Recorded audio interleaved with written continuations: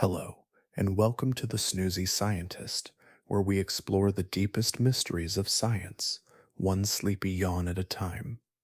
I'm so glad you're here tonight.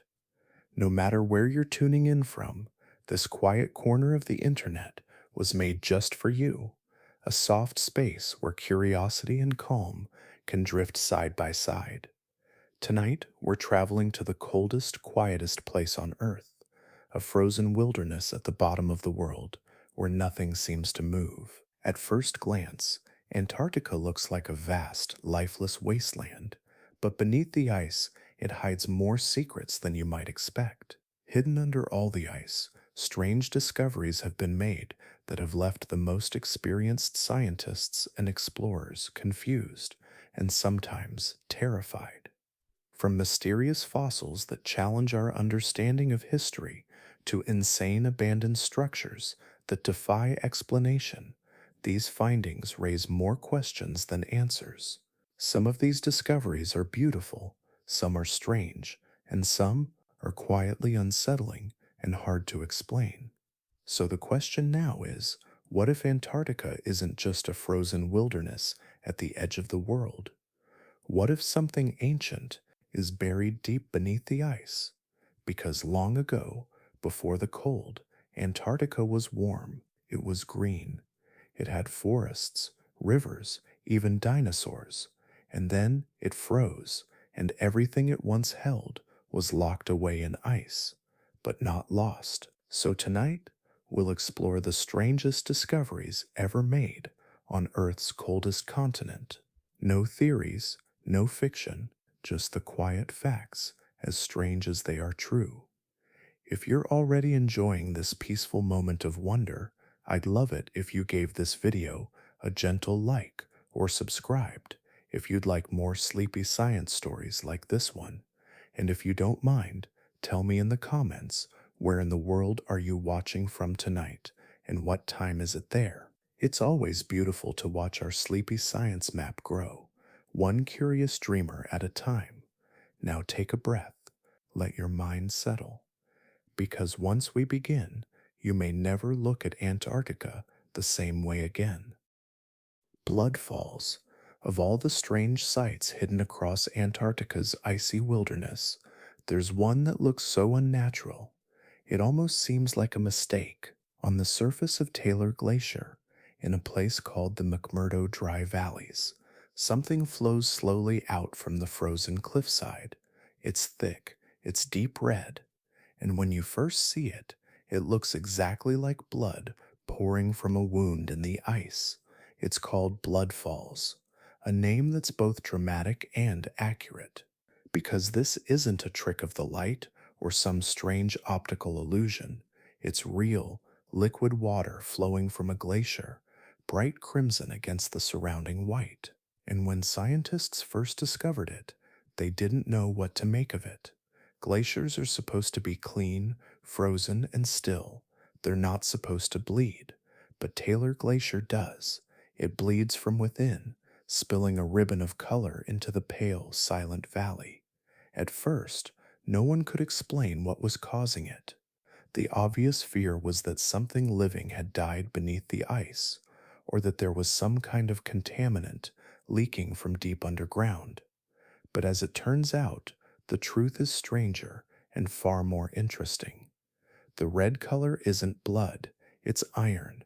Deep beneath the surface, sealed off under hundreds of meters of ice, lies an ancient body of salty water, a subglacial brine trapped for over 1 million years. Inside that isolated pool, iron from the surrounding rock slowly leached into the water, and because there's no oxygen down there, the iron stayed dissolved, invisible, quietly building up over time. Then, somehow, that pressurized water found a path to the surface, and when it emerged, moving through tiny fractures in the glacier, the iron finally met the open air. It oxidized instantly, just like when metal rusts in the rain. The result?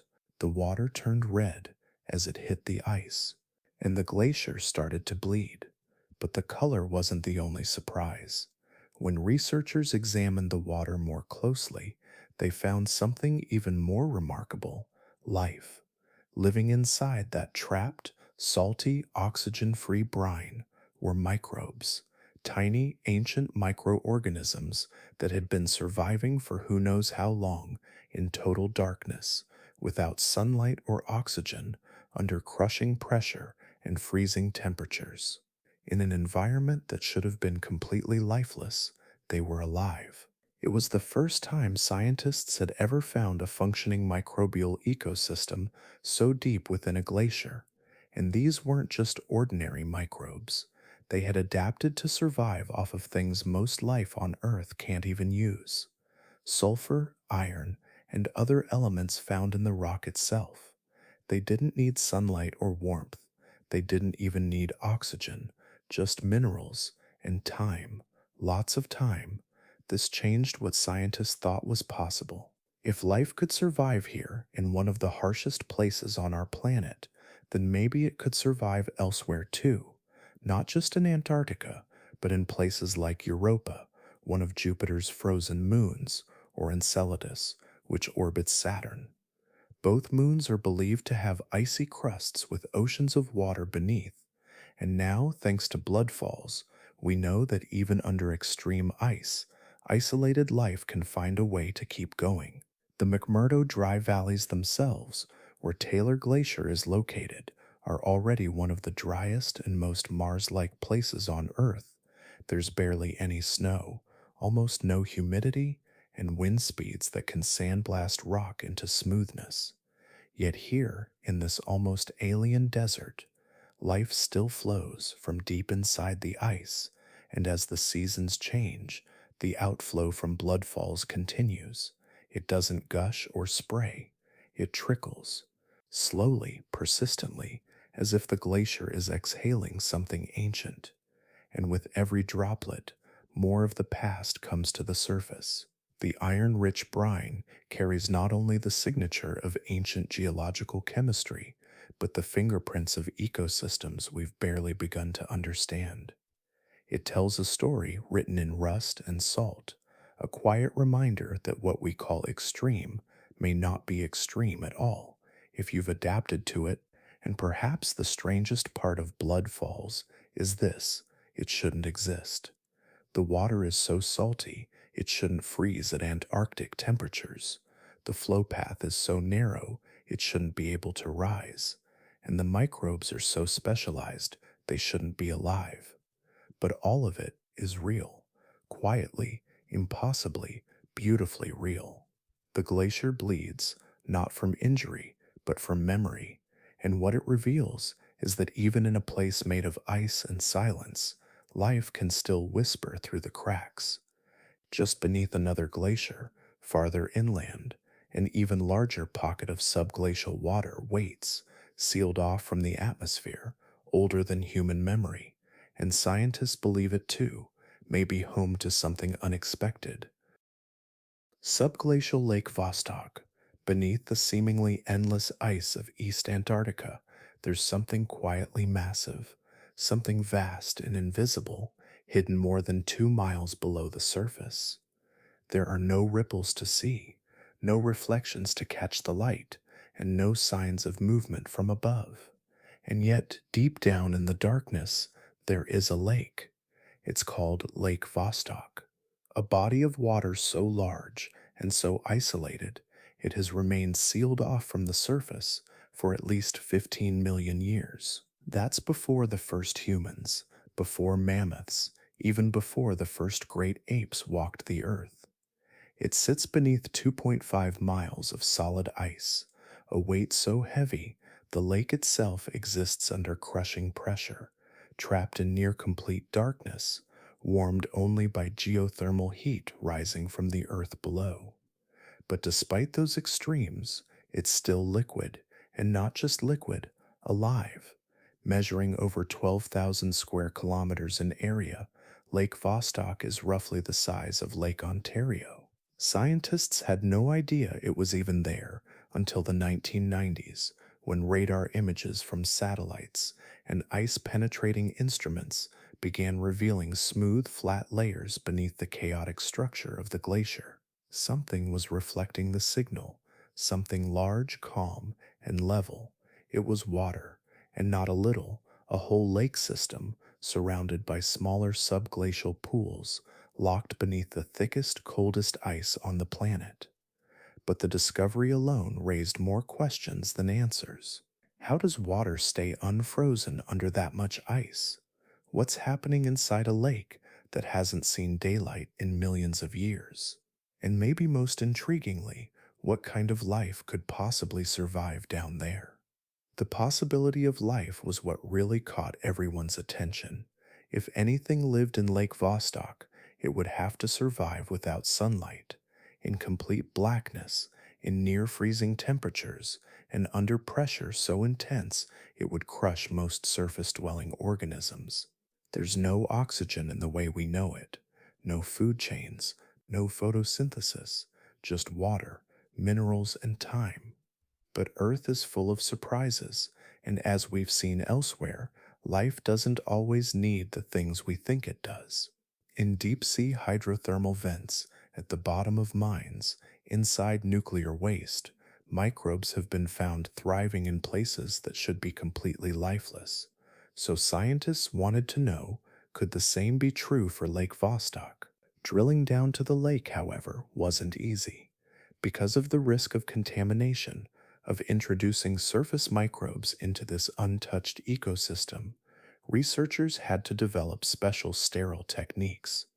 It took decades of planning and years of work. Finally, in 2012, Russian scientists managed to reach the upper layers of Lake Vostok.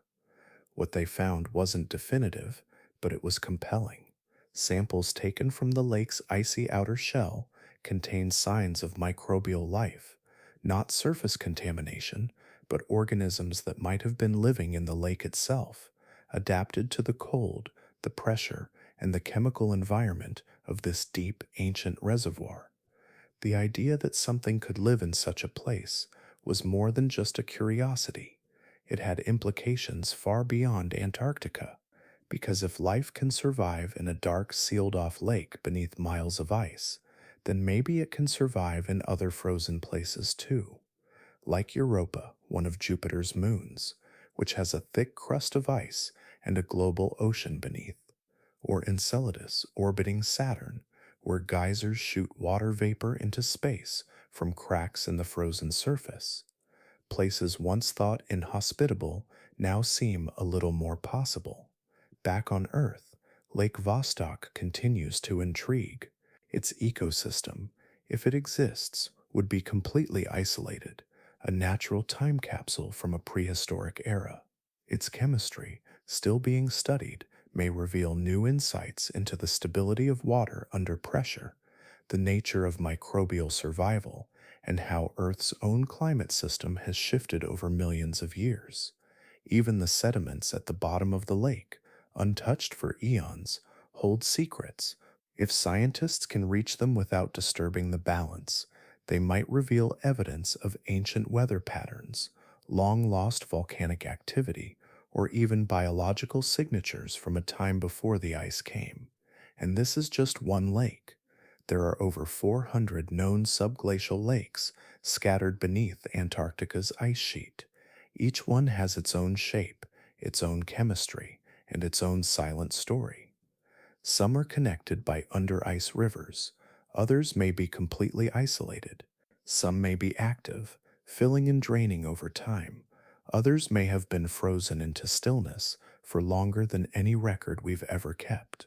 And with every meter of ice drilled, every sample taken, every quiet pocket of water uncovered, we learn just a little more about what might be waiting in the cold, not just beneath Antarctica, but beneath the ice-covered worlds that spin quietly in the dark, far from Earth. Fossil forests. Far beneath the layers of wind-blown snow and ancient ice, there are places in Antarctica where time has not just been frozen, it has been preserved in stone. In certain exposed cliffs and rocky outcrops, scientists have found something unexpected. Not bones, not tools, but trees. Fossilized tree stumps, rooted in the ground just like any forest would be, except this forest lived hundreds of millions of years ago in what is now the coldest place on Earth. Scattered throughout the transantarctic mountains and other rocky regions, these petrified remains tell a quiet but powerful story. They're not fragments or impressions. Many are still standing upright, with their roots anchored in ancient soil. Some are 2 meters wide. Some are preserved with such clarity that you can still see the grain in the wood. These aren't the kind of trees we know today. Most were species that no longer exist, distant relatives of modern ferns, conifers, and seed plants. They stood tall when Antarctica was part of a much larger landmass, Gondwana, connected to what would one day become South America, Africa, India, and Australia. Back then, the climate was nothing like the frozen desert we see now. It was warmer, wetter, lush, and in this ancient environment, entire forests thrived, not just for a season, but year round. Many of the fossilized trees scientists discovered had closely packed growth rings, a pattern you'd expect in regions where growth happens steadily throughout the year. Unlike trees in temperate zones today, which show distinct rings from the seasons, these trees grew continuously, more like what we see in modern tropical rainforests. That pattern, uninterrupted growth, even near the poles, tells us something remarkable. It means that long before Antarctica became a land of ice, it was a land of life. Not just isolated plants clinging to the edges, but dense, thriving ecosystems filled with greenery. Scientists believe these fossil forests date all the way back to the Permian period, over 250 million years ago, before the first dinosaurs walked the Earth. At the time, Antarctica was closer to the equator, and the greenhouse climate of the planet allowed forests to spread far and wide, even near the poles. The air was rich in carbon dioxide, and the atmosphere trapped more heat, creating a world very different from the one we know now. But these ancient forests didn't just grow, they died.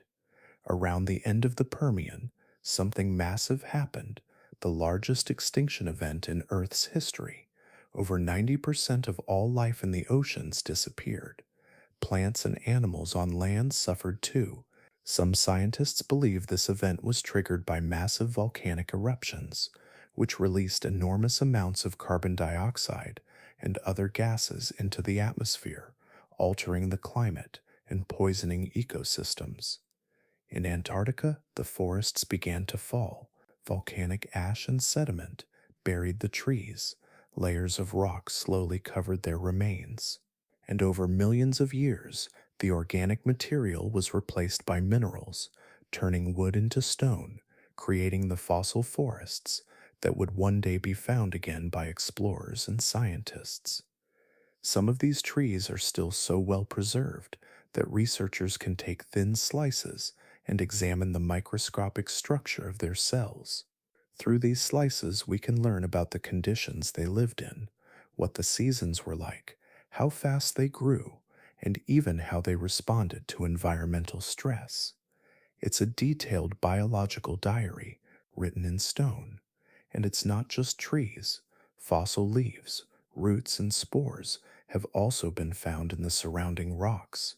Together, they paint a picture of a forest floor teeming with life, ferns spreading wide, tall trunks reaching for the sky, and ecosystems thriving in a world that no longer exists.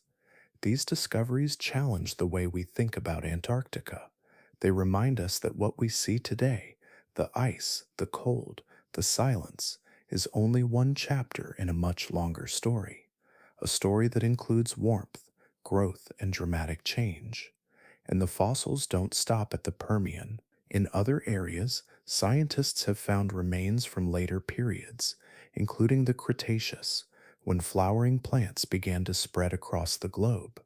There's evidence that even then, long after the Permian forests had vanished, Antarctica still supported life, forests, and complex ecosystems, right up until the climate turned for good and the ice began to take over. Hidden beneath that ice may be even more fossils, untouched, perfectly preserved snapshots of a planet we're still learning to understand. And as scientists continue to study these petrified forests, they aren't just looking into the past, they're gathering clues about how life responds to change, how ecosystems rise and fall, how climates shift, and how even the most extreme landscapes might not always be what they seem. Ancient Ammonite fossils. Up in the cold, jagged ridges of Antarctica's mountains, where icy winds sweep over sharp rocks and the sky seems endlessly pale, scientists have discovered something that seems wildly out of place. Embedded in stone, hundreds of feet above sea level, lie the perfectly coiled shells of creatures that once swam in ancient seas. These are ammonites, spiral shaped marine fossils that resemble tightly wound ram's horns, and they are not supposed to be here. Not in this freezing mountainous desert, not so far from the ocean, and certainly not at the top of the world's coldest continent. But they are, and they're not alone. All across Antarctica, in its elevated rock outcrops and mountain ranges, paleontologists have uncovered the fossilized remains of sea creatures, ammonites, belemnites, bivalves, and other marine invertebrates. Their discovery confirms something profound. This vast frozen continent was once submerged beneath warm, shallow seas. Ammonites themselves are ancient relatives of modern day squid and octopus. They had coiled shells, tentacles, and eyes, and they floated or swam through prehistoric oceans using jet propulsion, sucking water into their soft bodies and forcing it out to move through the water.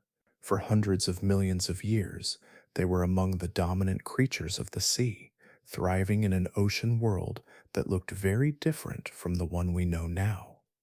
The fact that their fossils now sit high in Antarctica's mountains tells us that the land itself has changed. These ammonites didn't climb up into the rocks rose around them. This evidence helps support one of the most important scientific ideas in modern geology, the theory of plate tectonics. According to this theory, the Earth's outer shell, the crust, is broken into enormous slabs called tectonic plates. These plates float on the molten layer beneath and are constantly moving, though very slowly. Over millions of years, their movement has shifted the continents, built mountain ranges, and even opened and closed entire oceans. Antarctica, it turns out, didn't always sit at the bottom of the world. Hundreds of millions of years ago, it was part of the supercontinent Gondwana, a massive landmass that included South America, Africa, Australia, and India. At that time, large parts of what is now Antarctica were submerged beneath tropical seas located closer to the equator. The fossils left behind, including ammonites, are like geological breadcrumbs scattered across the globe in matching patterns. Identical or closely related ammonite species have been found not just in Antarctica, but also in South America, India, and Africa. This supports the idea that these now distant lands were once joined together, allowing species to spread and evolve across vast connected coastlines before the continents slowly drifted apart. In the process of this drifting, Antarctica eventually moved south. As it did, the ancient seafloor was pushed upward in some regions, forming new mountain ranges. That's why ammonite fossils can now be found in high altitude rocks, preserved in the layers of marine sediment that were uplifted, folded, and exposed over millions of years. But even beyond tectonics, the fossils themselves tell us about the nature of the ancient seas. Ammonites were sensitive to environmental changes. Their presence in certain rock layers helps geologists determine the age of the surrounding strata with surprising accuracy.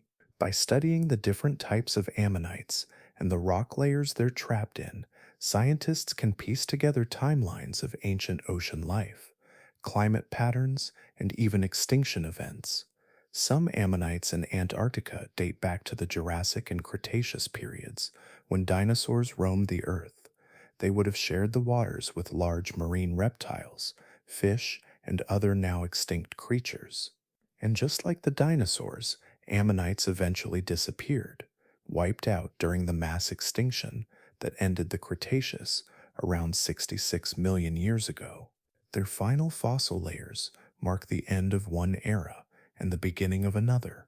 To find their remains in Antarctica, so far from where one would expect ocean fossils, is a quiet reminder of how much the Earth has changed, how oceans rise and fall, how land moves beneath our feet, and how ancient life can leave behind delicate fingerprints, even in the harshest places.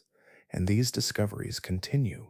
Every new expedition uncovers more clues, not just ammonites, but other marine fossils too, including ancient fish, shell fragments, and even corals. Some of these finds are remarkably well preserved, revealing intricate shell patterns, chambers, and even the mineral structures of the creature's hard parts. In the frozen rocks of Antarctica, the story of an ancient sea has been frozen in time, a sea that once teemed with spiraling ammonites, their graceful shells drifting through sunlit waters, long before the first ice crystals ever touched the land.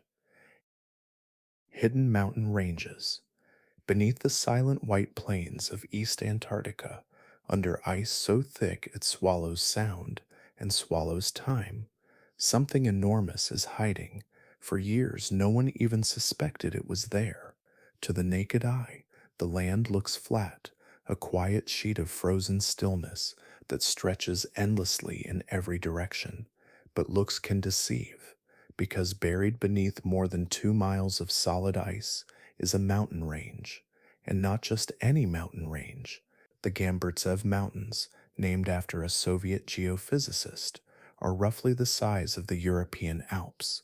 They span over 750 miles in length, with towering peaks and deep valleys, yet not a single peak breaks the surface. Every part of this hidden range is completely entombed in ice, locked away for at least 30 million years. No explorer has ever set foot on its slopes. No eye has seen its ridgelines. What we know about it comes from something a little stranger than sight. In the late 1950s, during the International Geophysical Year, Soviet scientists flying over Antarctica noticed strange readings beneath the surface of the ice sheet. Their equipment, primitive by today's standards, picked up odd echoes from deep below, like shadows in the data. Something was down there, but no one knew what. It wasn't until the 2000s, using advanced ice-penetrating radar, seismic sensors, and satellite mapping, that the full picture began to emerge. As the radar pulses bounced down through the ice and returned to the surface, they revealed the hidden contours of a vast and jagged landscape. Peaks, ridges, valleys, all carved and towering as if waiting to be rediscovered. The images stunned scientists. This wasn't just some gentle buried hill. The Gamburtsev Mountains looked fresh, sharp, young, as if they hadn't been worn down much at all by erosion, and that, oddly enough, is the mystery. Most mountain ranges on Earth are easy to date. The Himalayas, for instance, are young. They're still rising today as India crashes into Asia. The Appalachians, on the other hand, are old and softened, worn into rounded humps over hundreds of millions of years. But the Gamburtsevs don't quite fit. Their shape is crisp as if they haven't been battered by time. Yet they're buried beneath some of the oldest ice on the planet. This contradiction has puzzled researchers for years. How can a mountain range that looks young be hidden under such ancient, thick ice? Some theories suggest that the Gamburtsevs are a sort of ghost range, an older mountain belt that was somehow rejuvenated by geological forces. Others believe they formed in two stages, an ancient core uplifted long ago, followed by a newer tectonic event that reshaped the terrain and gave the mountains their modern appearance before the ice locked them away. Either way, They're a geological mystery frozen in place. Adding another layer of intrigue, scientists believe the Gamburtzevs may have played a crucial role in the formation of the East Antarctic ice sheet itself. Their high peaks could have acted like cold anchors, collecting snow and encouraging the slow, thick buildup of ice over millions of years. In that sense, the mountains didn't just vanish beneath the ice, they may have helped create it. And even more curiously, deep below these mountains, beneath the rock and frozen valleys, there may be lakes like Lake Vostok, sealed off in total darkness. The unique geography of the range creates pockets where ice flows around and over certain regions, trapping heat and forming subglacial lakes that may have been untouched for millions of years. Every time new data comes back from satellites or radar scans, it adds a few more puzzle pieces to this frozen enigma. Scientists have started building three-dimensional models of the mountain range, not just to understand its peaks, but to study how its buried topography affects the movement of ice above. In some places, the ice flows slowly, almost motionless. In others, narrow channels move rivers of ice at surprising speeds, guided by the buried valleys and ridgelines below. What lies between those ridges, whether it's more hidden water, unusual rock formations, or unknown microbial life, is still up for discovery. But there's one thing everyone agrees on. If the ice ever melted, revealing the Gamburtzevs in full daylight, it would completely change our understanding of Antarctica's past. A mountain range, sharp as the Alps, preserved like a fossil beneath an ice sheet that has sealed it away for tens of millions of years. Hidden not just from sight, but from time, and just a short distance away, buried beneath that same blanket of white silence, there are other strange thermal forces at play. Strange geothermal heat zones beneath Antarctica's silent white plains, where the cold seems eternal and unchanging. Something unexpected is stirring, not on the surface, but deep below. You might imagine that every inch of the continent is equally frozen, locked in place by millennia of snow and stillness. But scientists have discovered pockets of warmth hidden under the ice, strange zones where heat is quietly rising from the depths of the earth, melting the ice not from above, but from underneath.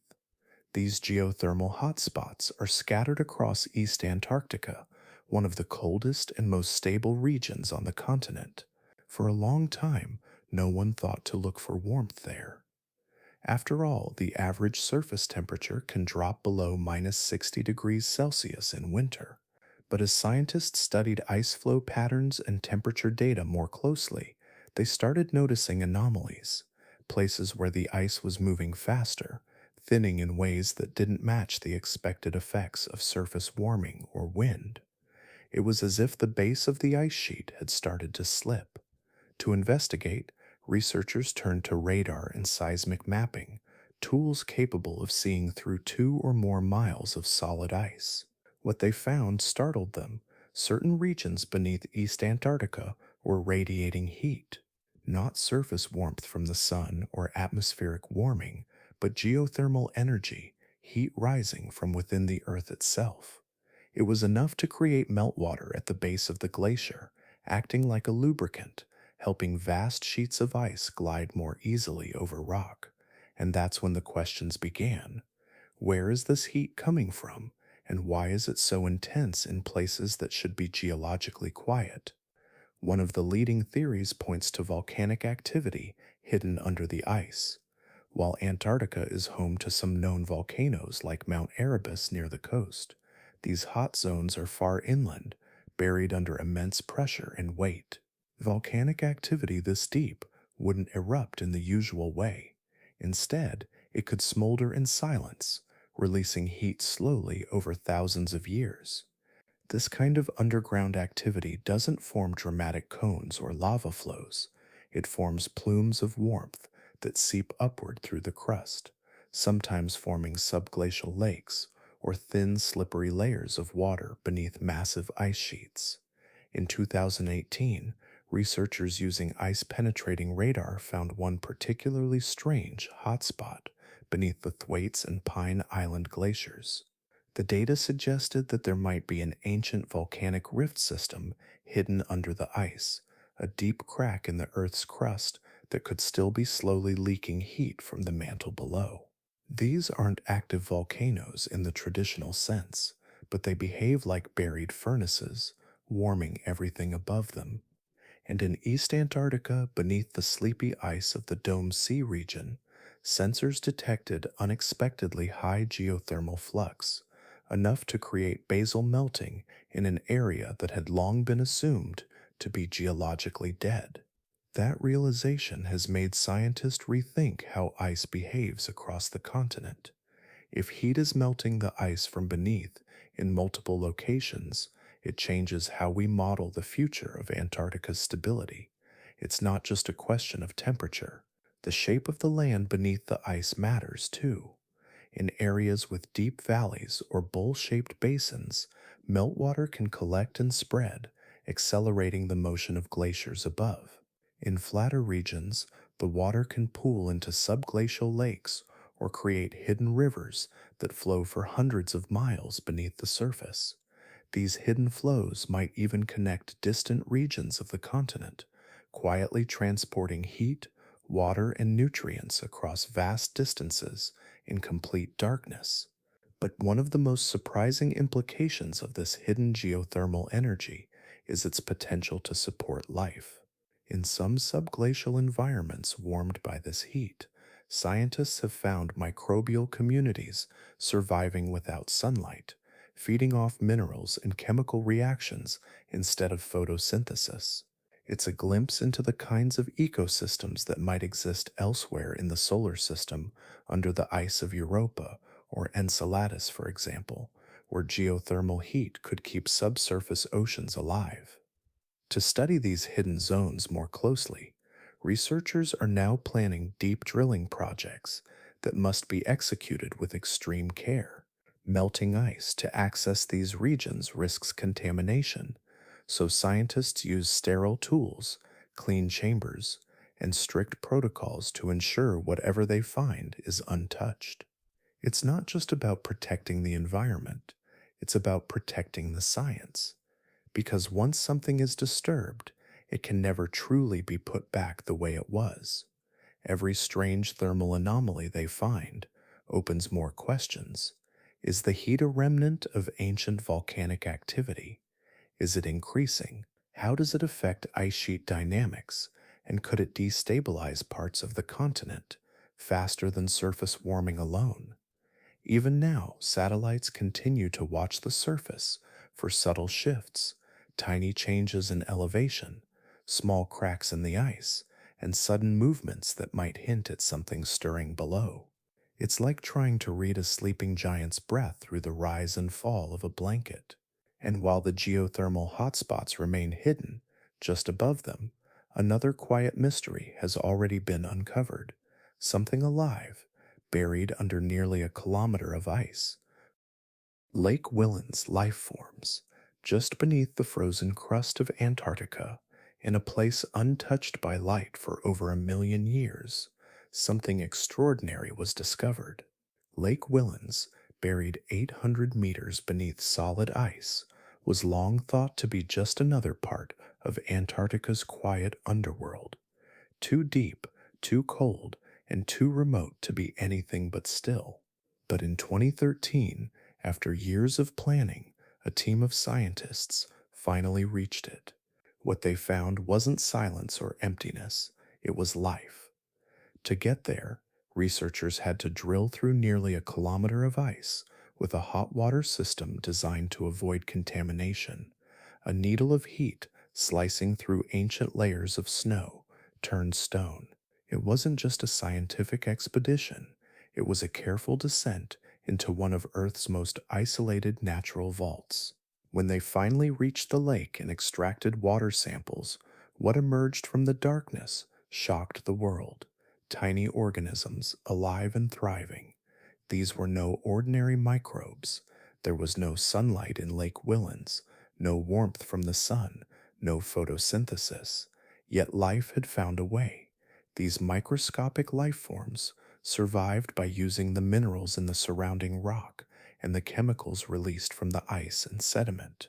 They fed on compounds like ammonia and iron, pulling energy from their environment in ways that seemed almost alien. In the silence and pressure of the deep, life had adapted not just to survive, but to flourish. The discovery challenged old assumptions. For a long time, scientists believed that ecosystems couldn't exist without sunlight. But these microbes were proof that life could grow in complete darkness, relying entirely on geochemical reactions. They lived in sub zero temperatures, under crushing weight, in isolation from the rest of the planet, and yet they lived. Their presence was a quiet rebellion against the rules we once thought governed biology. And the implications didn't stop at Earth. The icy shell of Antarctica had suddenly become a model, a parallel for worlds far beyond our own. Because while Lake Willans was hidden beneath Earth's ice, moons like Europa and Enceladus are covered in frozen crusts that may conceal oceans beneath. These moons orbit giant planets like Jupiter and Saturn, and despite their distance from the Sun, gravitational forces create heat beneath their surfaces, just enough perhaps to melt the ice and allow liquid water to exist below. Before the discovery at Lake Willans, the idea of life in such distant places was mostly theory. But the microbes pulled from that dark Antarctic lake changed everything. If organisms could survive in an oxygen poor, mineral fed environment under kilometers of ice here on Earth, then maybe something similar could be happening right now beneath Europa's shell. Maybe life doesn't need Earth-like conditions after all, just the right chemistry, the right pressure, and enough time. The Lake Willans mission also opened doors for how we explore these alien oceans. Scientists studying Antarctica's subglacial lakes now design tools that mimic the conditions we might face on distant icy moons.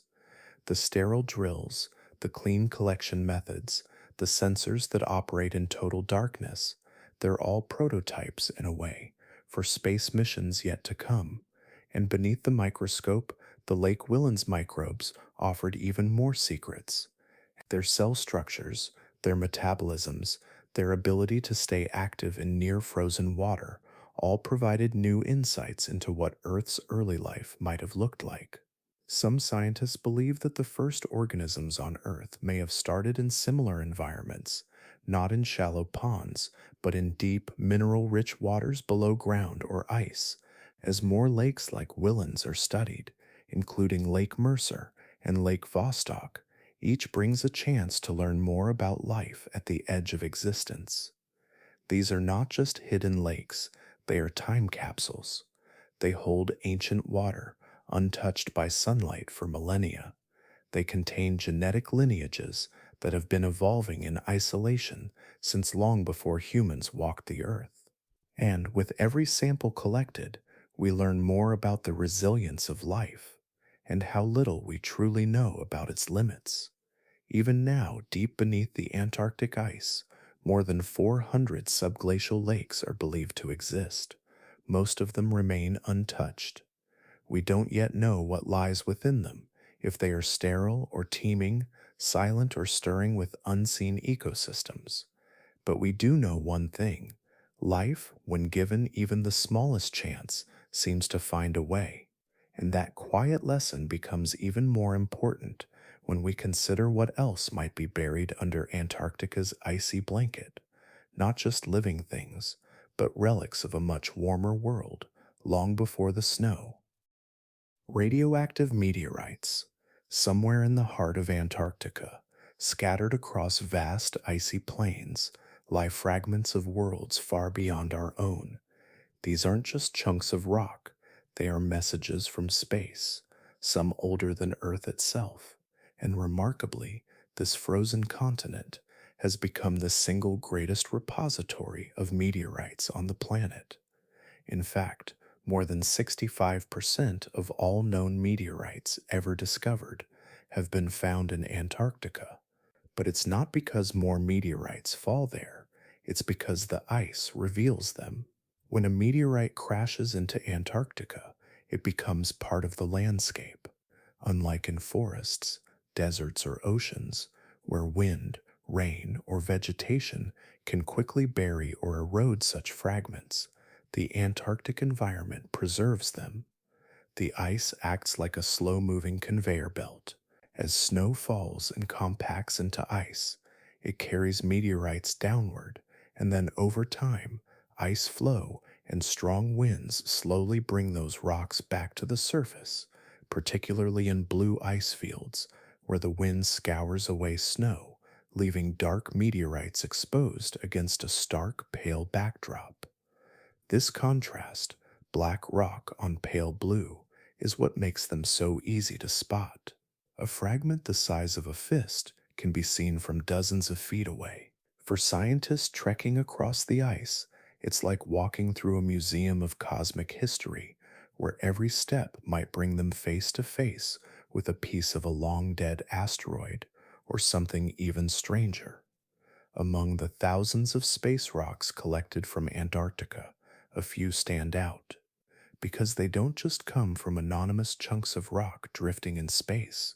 Some have been traced back to specific celestial bodies. Through detailed analysis of their mineral structure and chemical isotopes, researchers have identified meteorites that originated on Mars. These are not mere guesses. The trapped gases inside them match the Martian atmosphere sampled by NASA's rovers. Imagine that, holding a piece of Mars in your hand, knowing it was blasted off the surface by a violent impact millions of years ago, then floated through space until it quietly fell to Earth, only to land in the middle of a frozen wasteland. And it doesn't stop there. Scientists have also found lunar meteorites, pieces of the moon, resting on the Antarctic ice. These fragments tell stories of ancient impacts on our nearest celestial neighbor, capturing snapshots of the moon's distant past and delivering them right to Earth's doorstep. But perhaps most intriguing are the radioactive elements some meteorites carry. Isotopes like aluminum 26 and iron 60 serve as cosmic clocks, decaying at predictable rates and allowing scientists to date the rock's journey through space. Some of these meteorites are over 4.5 billion years old, older than any rock on Earth. They formed before the planets themselves finished assembling. By studying their composition, researchers are able to understand what the solar system looked like in its earliest moments. Others contain organic compounds, the building blocks of life, preserved in their mineral matrix.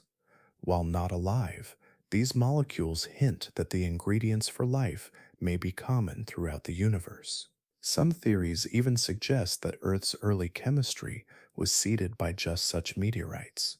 The unique Antarctic conditions do more than just preserve space rocks, they also protect them from contamination. In warmer parts of the world, meteorites are quickly weathered, altered by moisture, oxygen, or bacteria. But in the extreme cold and dryness of Antarctica, the meteorites stay remarkably pristine. When scientists crack them open, it's like opening a time capsule, untouched since it left the vacuum of space. International teams from around the world travel to Antarctica every year to collect these cosmic relics. Expeditions can last for weeks or even months, involving snowmobiles, specialized gear, and long days of careful searching. Each find is carefully cataloged, bagged, and flown out for analysis. For planetary scientists, these trips offer an unmatched opportunity to study other worlds without leaving our own. And sometimes the discoveries challenge what we thought we knew. A few meteorites found in Antarctica are so unusual that their origins remain a mystery. They don't match known chemical signatures from Mars, the Moon, or common asteroids. They seem to come from a source we haven't yet identified, possibly even from ancient destroyed planets that once orbited the Sun before being shattered in cosmic collisions. With every expedition, the number of known meteorites grows, and so does our understanding of the universe. But Antarctica's role in this isn't just passive. The continent, in its silence and isolation, offers a perfect stage for the universe to leave behind clues. Clues that drift from distant stars, land in the cold, and wait patiently to be found as the ice slowly moves them toward the surface and toward the hands of those still searching. Dry valleys, Antarctica's desert. Tucked away in the vast whiteness of Antarctica lies a place that seems to break all the rules of what we expect from the coldest continent on Earth. It's called the Dry Valleys, a cluster of frozen desert basins that stretch across Victoria Land near the McMurdo Sound. Here, strangely enough, you'll find no snow, no ice sheets, and no rainfall. In fact, some parts haven't seen precipitation in millions of years. It's a place so dry, so barren, that scientists say it's the closest thing to Mars that exists on Earth. At first glance, the dry valleys appear lifeless. The ground is made of cracked, rocky soil, dotted with salt deposits that shimmer faintly in the freezing sun. Jagged hills cast long shadows over a land that seems frozen in time, yet not in the way one might expect from Antarctica. There are no soft blankets of snow here, no glaciers creeping across the land, just raw earth exposed to a biting, relentless wind that never really stops blowing. And that wind is one of the reasons why these valleys are so dry. Katabatic winds, powerful gusts of cold air that rush downhill, sweep through the area at speeds up to 200 miles per hour. These winds pull moisture out of the atmosphere and off the surface, preventing snow from settling and evaporating any ice that tries to form. Combine that with the region's position in the rain shadow of the transantarctic mountains, and you get a landscape that remains dry year after year, century after century. Despite this extreme environment, the dry valleys are far from empty. Beneath the surface, and tucked within thin veins of salty ice, life persists. Scientists have discovered hardy microbes, some of the toughest organisms on the planet, surviving in conditions that would kill almost anything else. These bacteria live in brine pockets where the salt content is so high it prevents water from freezing completely. The microbes feed on minerals and chemicals, thriving without sunlight or much oxygen. To study these life forms, researchers have drilled into the permafrost and examined patches of ancient glacier that have long been cut off from the rest of the environment. What they've found are ecosystems that function in total isolation, sustained by chemistry alone. These microorganisms recycle nutrients, release gases, and maintain delicate balances, all in near darkness and sub-zero temperatures. It's no wonder NASA and other space agencies are fascinated by this place. The conditions in the dry valleys mimic those on Mars and the icy moons of Jupiter and Saturn. By understanding how life survives here, scientists can better design missions to search for life beyond Earth. Instruments tested in the dry valleys have later been used on space rovers, and biologists have drawn up survival models based on the bacteria found beneath the Antarctic soil. But even aside from the search for extraterrestrial life, the dry valleys reveal secrets about our own planet's past. Preserved in the rock layers and sediment beds are traces of ancient climates. Scientists have studied pollen, dust, and even fossilized algae trapped in the valleys to reconstruct how Antarctica looked millions of years ago. Some evidence suggests that lakes once flowed here long before the continent froze over. These lakes have since vanished, leaving behind cracked clay beds and salt flats where water once shimmered. In fact, some of the lakes that still remain today, like Lake Bonny and Lake Vanda, are sealed under permanent ice covers. Yet beneath those covers, liquid water persists. It stays unfrozen thanks to high salinity and geothermal warmth. Inside, more microbial life survives, forming mats along the lake floor, glowing under ultraviolet light and changing color with the seasons. To reach these lakes, researchers must hike or fly over miles of treacherous terrain, battling freezing temperatures and brutal winds. They carry drilling rigs, lab equipment, and solar panels, all just to get a few liters of water from beneath the ice. But for what they gain, knowledge about life in the harshest corners of the earth, the effort is well worth it. The dry valleys continue to challenge what we think we know about habitability. In a place with no rain, no snow, and no warmth, life still clings on, not in lush forests or teeming oceans, but in scattered patches of salty ice and dusty soil. And each time scientists return, they uncover new surprises: frozen pockets of gas, strange chemical reactions, ancient microbial DNA, each discovery peeling back another layer of the Earth's long hidden history. Pyramid shaped mountains. In a land already wrapped in mystery, some of the most visually striking features of Antarctica are its perfectly shaped pyramid like peaks.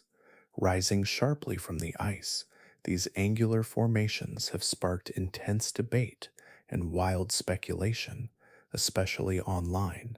Photos taken from above show sharp lines and pointed summits that appear far too symmetrical to be natural.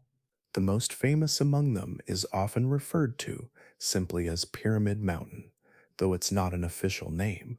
It sits near the Shackleton Range, its clean triangular faces slicing through the surrounding snow like the edges of a crystal.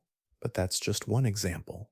The Ellsworth Mountains, a jagged range that cuts across western Antarctica, are also home to peaks that look uncannily geometric from certain angles.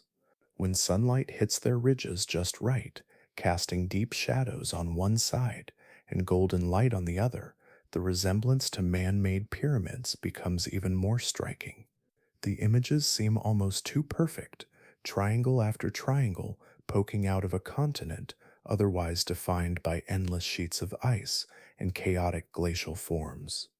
These photographs have exploded across social media and conspiracy forums alike, with some claiming they're proof of ancient civilizations lost beneath the ice.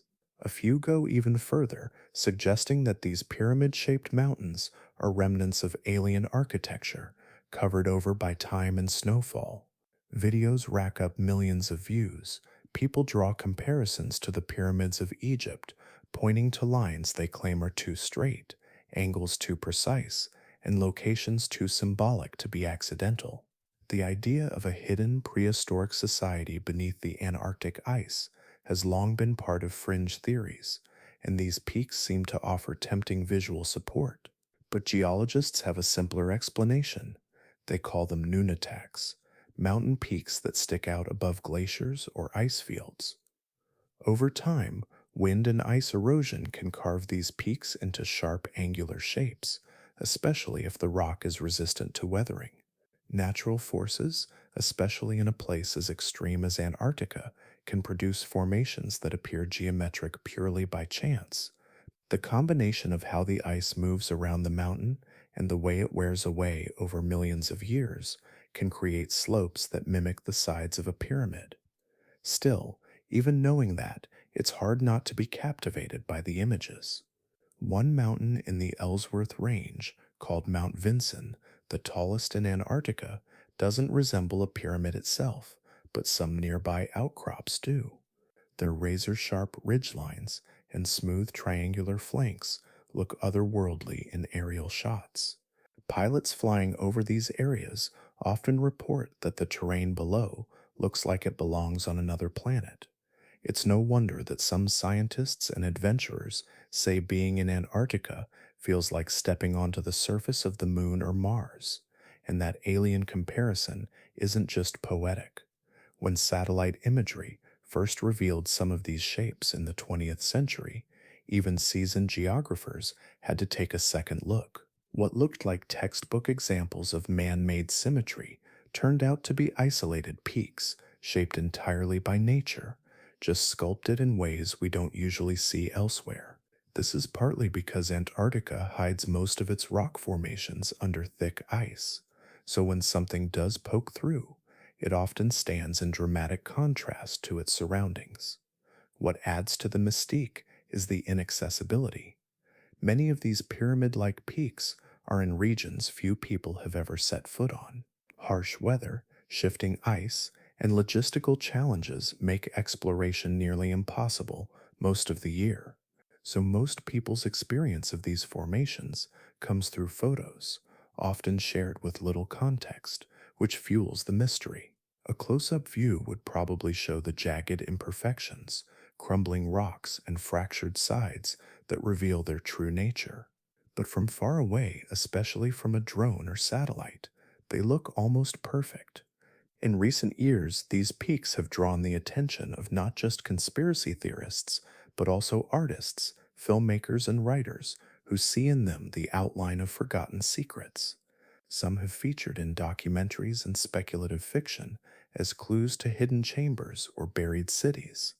Even mainstream audiences who don't buy into the ancient alien theories are still left in awe of how such mathematical looking structures can rise in one of the wildest, most untouched parts of Earth. Whether you see them as natural wonders or something more mysterious, these pyramid shaped mountains remind us how strange and unfamiliar Antarctica still is. Even in the age of satellite imaging and Google Earth, there are corners of the world where shapes in the snow still stir the imagination and spark more questions than answers. Lake Mercer Expedition. Beneath Antarctica's miles thick ice, hidden worlds wait in silence. Some of them have never seen sunlight. Others haven't been touched for millions of years, and one of the most intriguing among them is Lake Mercer, a buried body of water sealed off from the surface since long before humans ever existed. In 2019, scientists finally reached it, piercing through 1.2 kilometers of solid ice to explore a place no one had ever seen. The project was called SALSA, short for Subglacial Antarctic Lakes Scientific Access, and it was one of the most ambitious clean drilling efforts in polar science history. Unlike frozen lakes in the Arctic, Antarctica's subglacial lakes remain liquid because of pressure from the ice above and geothermal heat rising from below. That balance creates isolated pockets of water deep beneath the surface where life might survive, even in the absence of light, warmth, or oxygen. But drilling into these ancient lakes isn't as simple as melting through the ice. It took years of preparation, planning, and engineering to ensure the operation wouldn't contaminate the hidden ecosystem. The team had to sterilize every tool, every pipe, every drop of water used in the hot water drilling system. This wasn't just about getting in, it was about doing so without changing what was there. When the drill finally broke through to Lake Mercer, scientists lowered instruments and collection tools into the darkness, and what they pulled back up stunned them. Along with samples of water and sediment, the core samples contained tiny life forms, microbes clinging to particles, living in pitch blackness in a place without oxygen or sunlight. These weren't the same organisms found in Lake Whillans or Lake Vostok. Each lake seems to host its own unique community of microscopic life, shaped by the chemistry and geology of its sealed environment. In Lake Mercer's case, the water had been trapped for at least 10,000 years, possibly longer, creating conditions unlike anywhere else on Earth. The microbes discovered there weren't photosynthetic. Instead, they relied on chemical reactions, using minerals in the sediment and traces of methane or sulfur compounds to fuel their survival. This form of life is called chemosynthetic, and it's one of the most promising parallels for life beyond Earth. If microbes can live in complete isolation, in the freezing dark, surrounded by high pressure and with no fresh nutrients coming in, then perhaps something similar could survive beneath the ice crusts of Europa or Enceladus, two of Jupiter and Saturn's icy moons. But the discovery wasn't just about life, The sediment samples from Lake Mercer also revealed clues about Antarctica's deep past. Buried in the mud were traces of ancient pollen, tiny fragments of fossilized plants, and layers of sediment that formed in warmer times when Antarctica wasn't a frozen desert, but a lush green land. These layers act like pages in a book, telling the story of how the continent changed over millions of years. By analyzing the particles and chemical signatures trapped in the mud, scientists can reconstruct ancient climates, track atmospheric changes, and even glimpse how fast the ice sheet has moved or melted in the past. What makes Lake Mercer so fascinating is that it offers both a glimpse into Earth's early history and a model for future exploration. Every aspect of the mission was designed with care, not just to prevent contamination, but to preserve the data within. Even the water pumped down to melt the ice was ultra purified and sterilized to avoid introducing microbes or chemicals that didn't belong. The scientists worked in temporary field labs on the ice, braving brutal temperatures and long stretches of polar darkness to gather just a few liters of water and a few feet of sediment. But from that small amount came mountains of insight.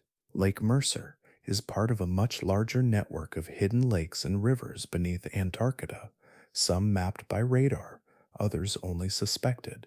There are over 400 known subglacial lakes scattered beneath the ice sheet, connected by secret channels of meltwater that flow and shift depending on pressure and heat.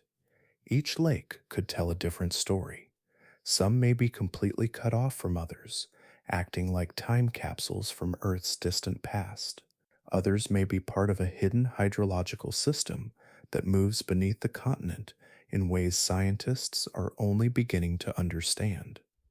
The more we learn about these lakes, the clearer it becomes that Antarctica is not just a frozen cap sitting still at the bottom of the world. It's a dynamic, living environment full of motion, mystery, and secrets hidden under ice so thick it could swallow skyscrapers. And in the case of Lake Mercer, the secrets it revealed were just the beginning. Scientists are still analyzing the data from that mission, and future expeditions are already being planned to go deeper, to drill farther, and to ask even bolder questions. Because what lies beneath that ancient ice might just reshape what we think we know about life, climate, and our own place in the universe. Ancient pollen and ice cores.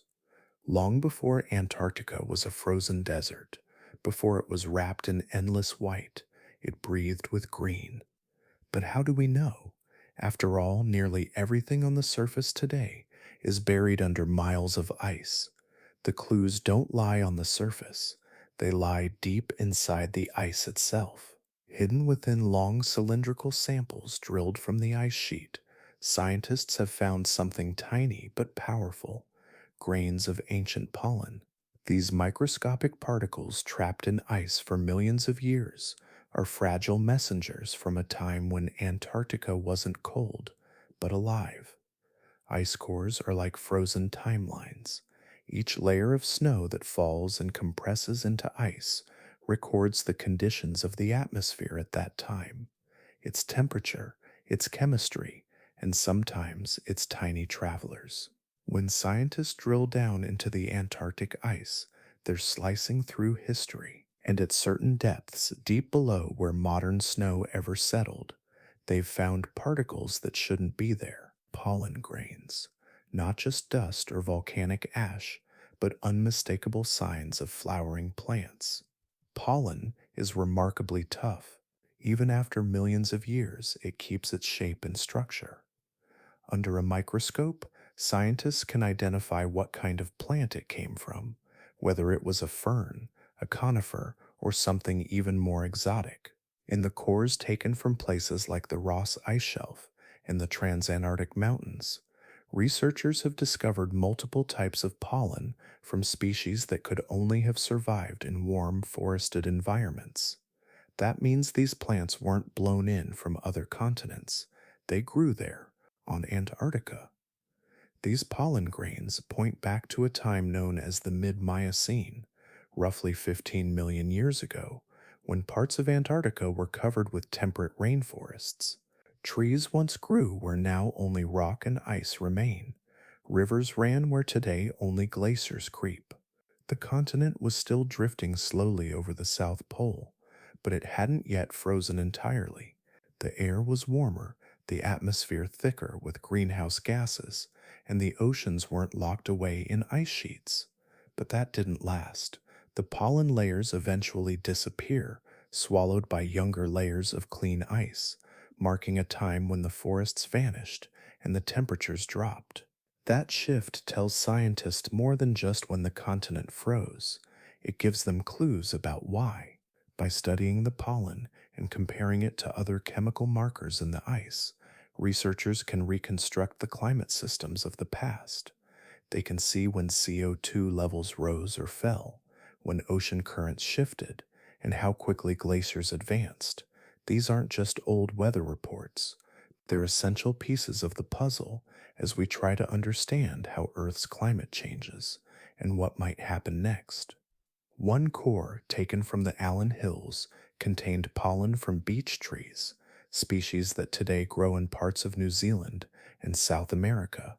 That discovery added weight to the theory that all these southern land masses were once connected in a giant supercontinent called Gondwana. Antarctica didn't just drift south and freeze, it carried with it an entire ancient ecosystem, leaving behind whispers of its former life in the form of pollen, spores, and seeds. But pollen doesn't float freely through thousands of meters of ice. For it to be buried so deeply, it must have been deposited, frozen, and sealed away during the time the forest still existed. That means these tiny grains are some of the oldest, best preserved plant evidence from ancient Antarctica, and every one of them adds to the story. Some cores also revealed charcoal particles, signs of ancient wildfires that once swept through the forests of Antarctica. These black flecks tell scientists that the vegetation was not only thick enough to burn, but that dry periods or lightning strikes must have occurred as part of a dynamic seasonal cycle. In other words, this wasn't a place of constant cold or quiet, it was a landscape full of growth, change, and life. The more scientists study these ancient ice cores, the clearer the past becomes. They look for patterns when the pollen disappears, when the ice chemistry shifts, when volcanic ash appears from distant eruptions. It all connects. Pollen, in this case, isn't just about plants, it's about memory. The ice remembers the breath of ancient forests, long before any humans set foot on the continent. And now, with every new core drilled, every layer analyzed, we get one step closer to understanding how Earth transforms, how continents move, how climates shift, and how something as small as a grain of pollen can carry the echo of a rainforest frozen for eternity in the heart of the ice. Ice fish with antifreeze blood. Beneath the frozen waters surrounding Antarctica, life moves in slow, almost dreamlike rhythms. Sunlight barely touches these depths, and the temperatures hover just below the freezing point of fresh water. Most animals wouldn't last a moment here. Their cells would crystallize, their blood would thicken, and their organs would shut down. But in these icy waters swims a strange survivor, a fish with blood unlike any other. Antarctic icefish are a peculiar group of species that have evolved to live in the coldest oceans on Earth. What makes them extraordinary isn't just their ability to survive, but how they do it. Their blood carries a secret, a natural antifreeze.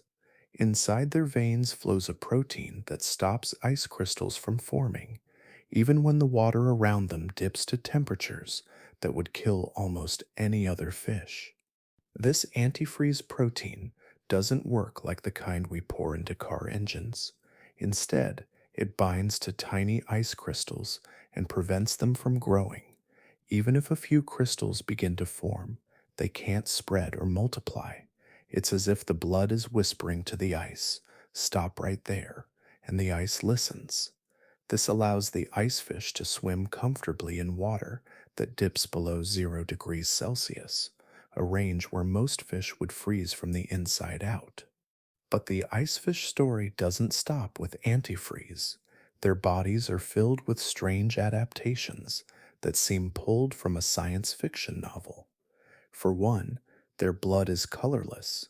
That's because it lacks hemoglobin, the molecule that carries oxygen and gives blood its red color. Without it, their blood looks clear, almost like seawater. In most animals, that would be a death sentence. Oxygen is critical for energy and survival, but the icefish get around this problem in other ways. They have larger hearts and wider blood vessels than most fish, allowing them to move more blood more quickly through their bodies. Their skin is unusually thin and covered in capillaries, which helps absorb oxygen directly from the water.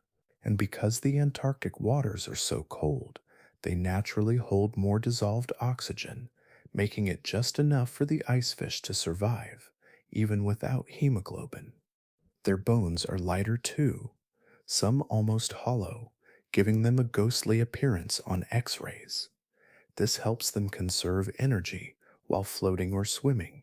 Their metabolism runs slow, their movements are unhurried, and their entire body seems designed to sip life slowly, carefully, conserving warmth and oxygen with every beat of the heart.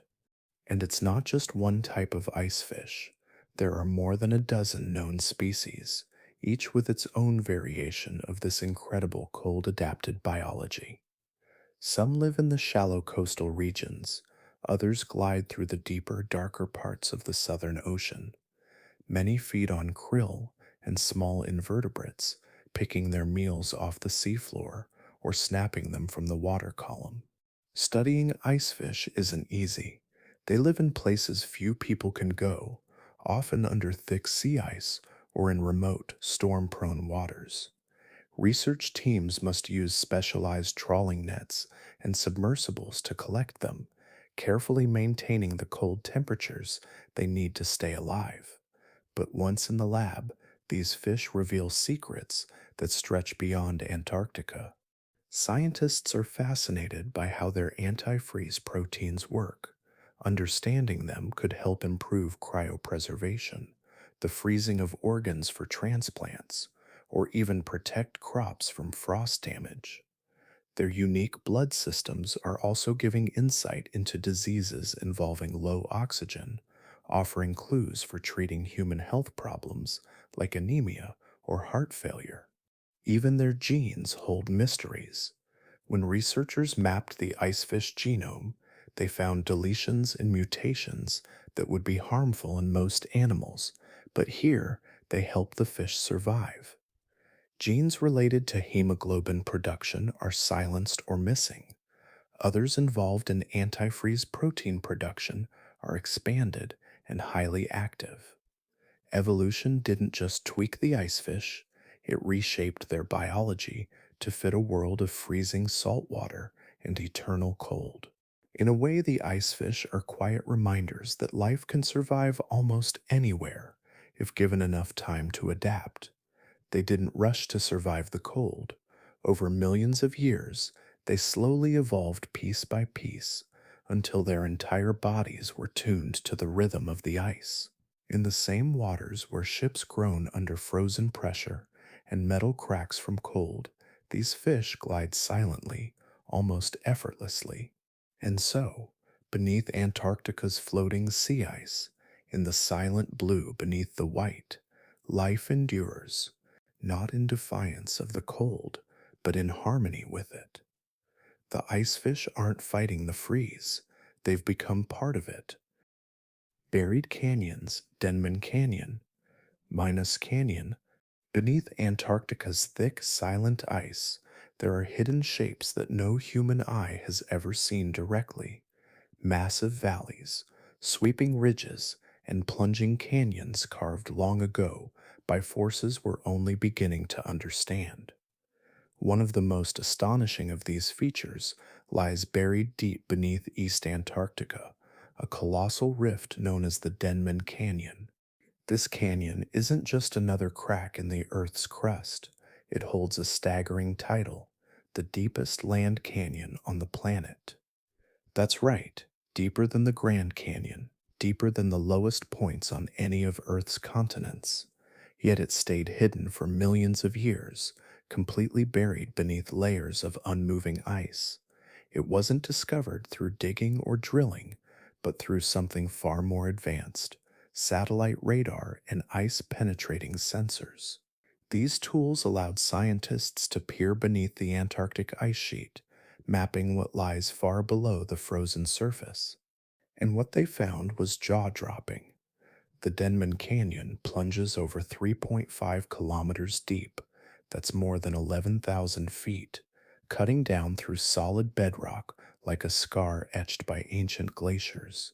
It extends over 100 kilometers in length, and its depth reaches a point where the land beneath actually drops below sea level. In fact, it's the only known place on land where the bedrock lies more than 3 kilometers below sea level without being underwater. But because of the thick ice above it, it remains invisible, silent, and almost forgotten.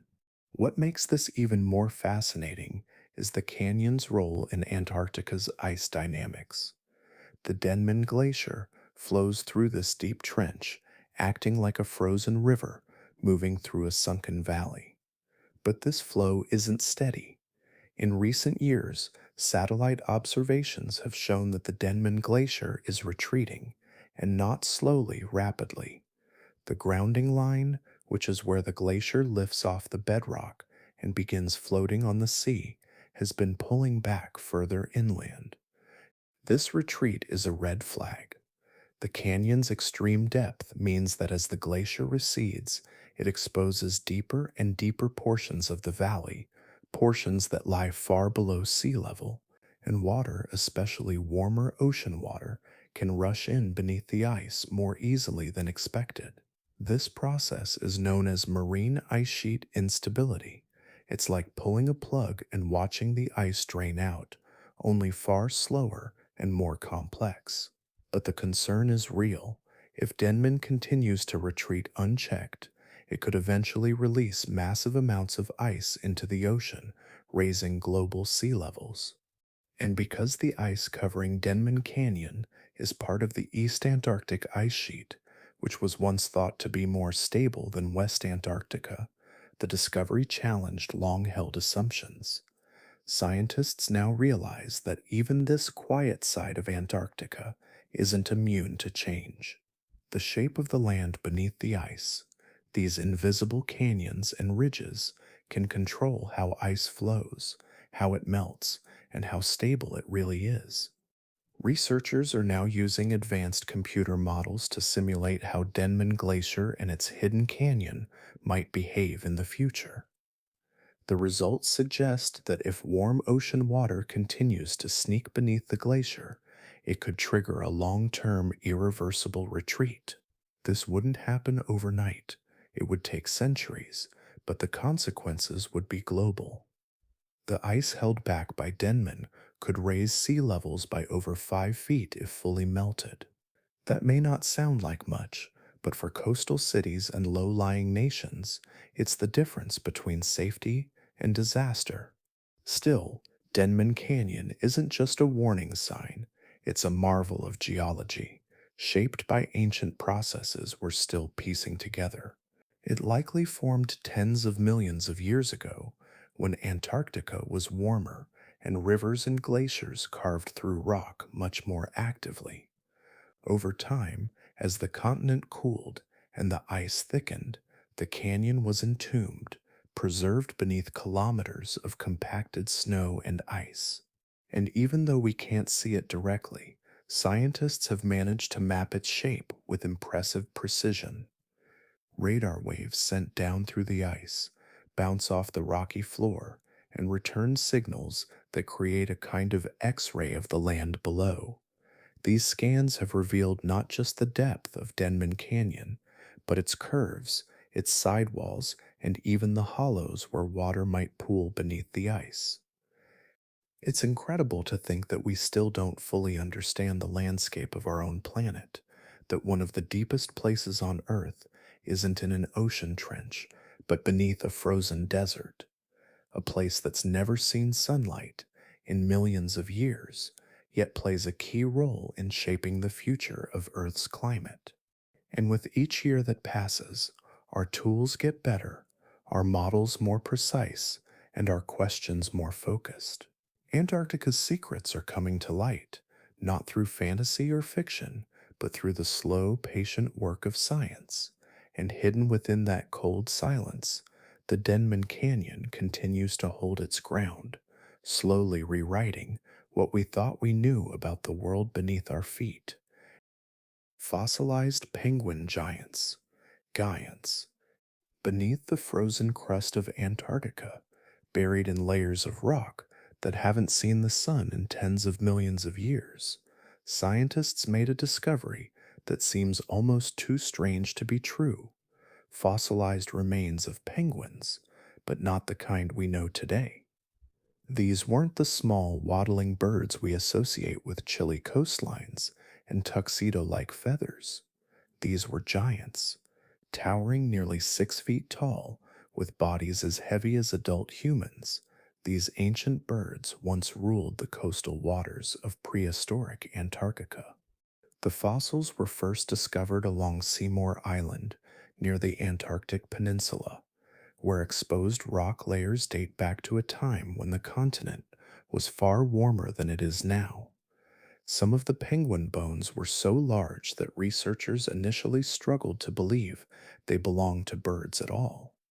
A femur the size of a person's forearm, wing bones built like paddles, rib cages that could rival those of large mammals. One species in particular, Palaedodeps klekowski, is now thought to be among the largest penguins to ever walk the earth. If it stood upright, it would have looked a human directly in the eye. These giant penguins lived around 40 million years ago, during the Eocene epoch, a time when Antarctica wasn't covered in glaciers, but was instead lined with coastal forests, marshes, and open seas. The temperature back then was significantly warmer, allowing rich ecosystems to flourish, and these enormous birds would have been right at the top of the local food chain. With their massive bodies and long, powerful beaks, these penguins were perfectly suited for life in the ocean. They didn't fly, of course. Like modern penguins, their wings had evolved into flippers, but with larger surface area and strong muscles, those flippers would have propelled them through the water with speed and force. Unlike modern penguins, which mostly eat small fish and krill, these ancient ones likely hunted bigger prey, perhaps squid or larger fish, snapping them up with sharp spear like bills. The fossilized remains also show that their bones were denser than those of modern seabirds.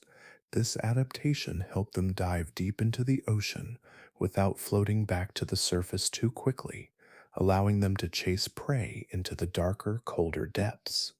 Some scientists believe these penguins could dive as deep as modern seals, vanishing into the blue with barely a splash, their large bodies cutting through the water like torpedoes. But these weren't the only penguins around at the time. Fossils from other ancient species show that Antarctica once hosted a wide variety of penguin sizes and shapes. Some were only slightly larger than the emperor penguins we see today. Others were somewhere in between. This diversity hints at a thriving ecosystem where different species adapted to different parts of the food web, just as animals do in any balanced environment. What makes these discoveries so compelling is how they add yet another layer to the story of Antarctica's past. We've already seen ancient forests locked beneath ice, pollen trapped in cores, and ammonite fossils embedded in mountain stone. But the existence of giant penguins adds something uniquely vivid, a creature we can almost picture waddling along a rocky beach with the size and presence of a small bear. It also helps answer a deeper question: what kind of life did Antarctica once support? The answer, increasingly, seems to be a lot more than we imagined. From towering birds to dense vegetation, from shallow marine life to deep diving hunters, this continent was once alive with motion, sound, and variety. And unlike modern penguins, which have adapted to the cold, these giants belong to a warm Antarctica, a place of open water, green shorelines, and long summer days. The extinction of these giant penguins likely came slowly.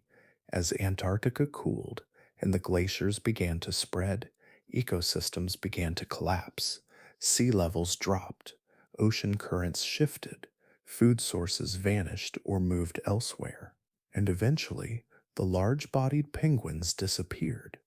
In their place, smaller species evolved, better suited to the harsher, colder world that was taking over.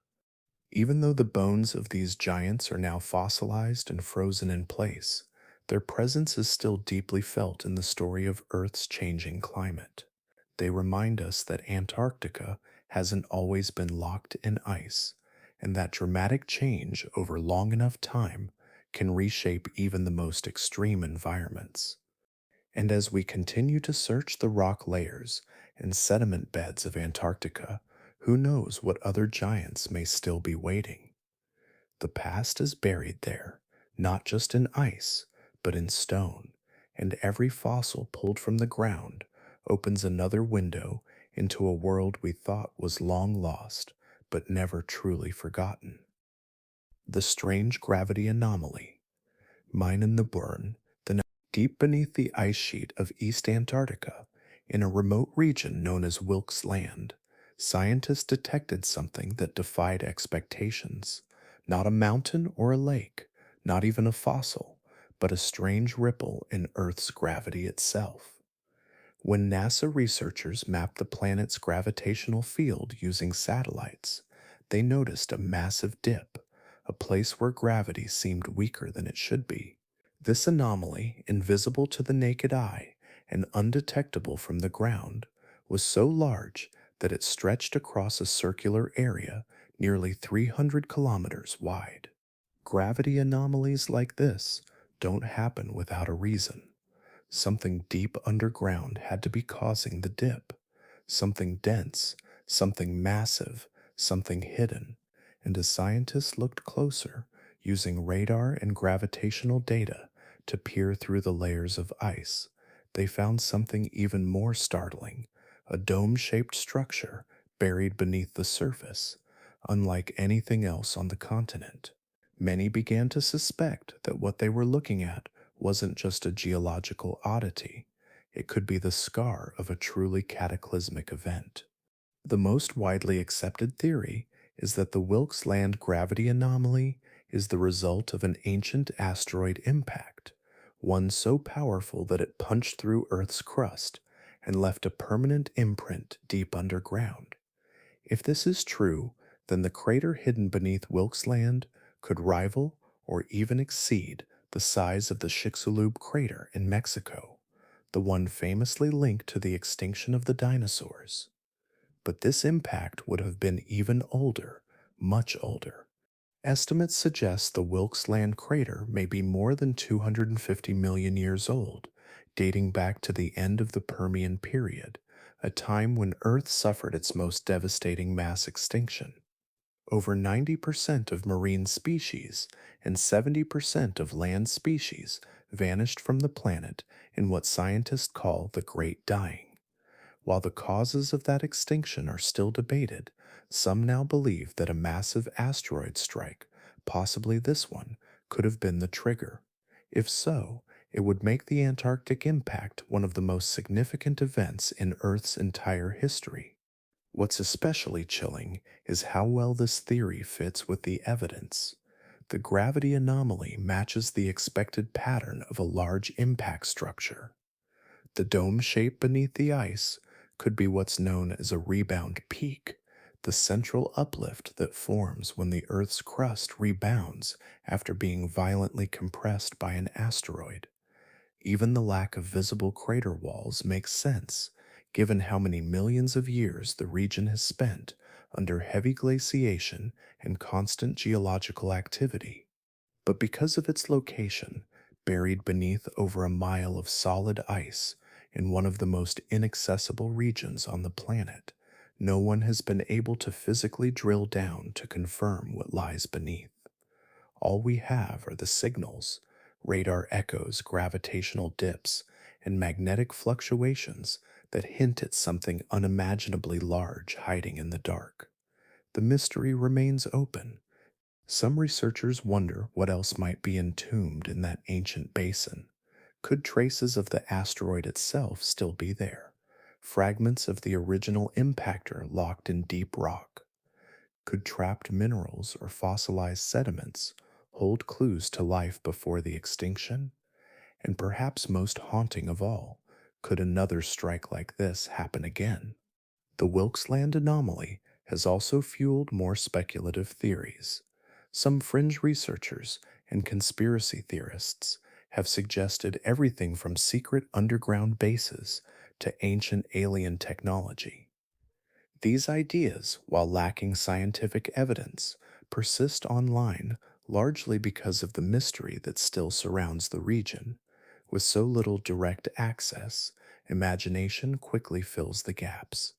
But even without speculation, the truth is dramatic enough.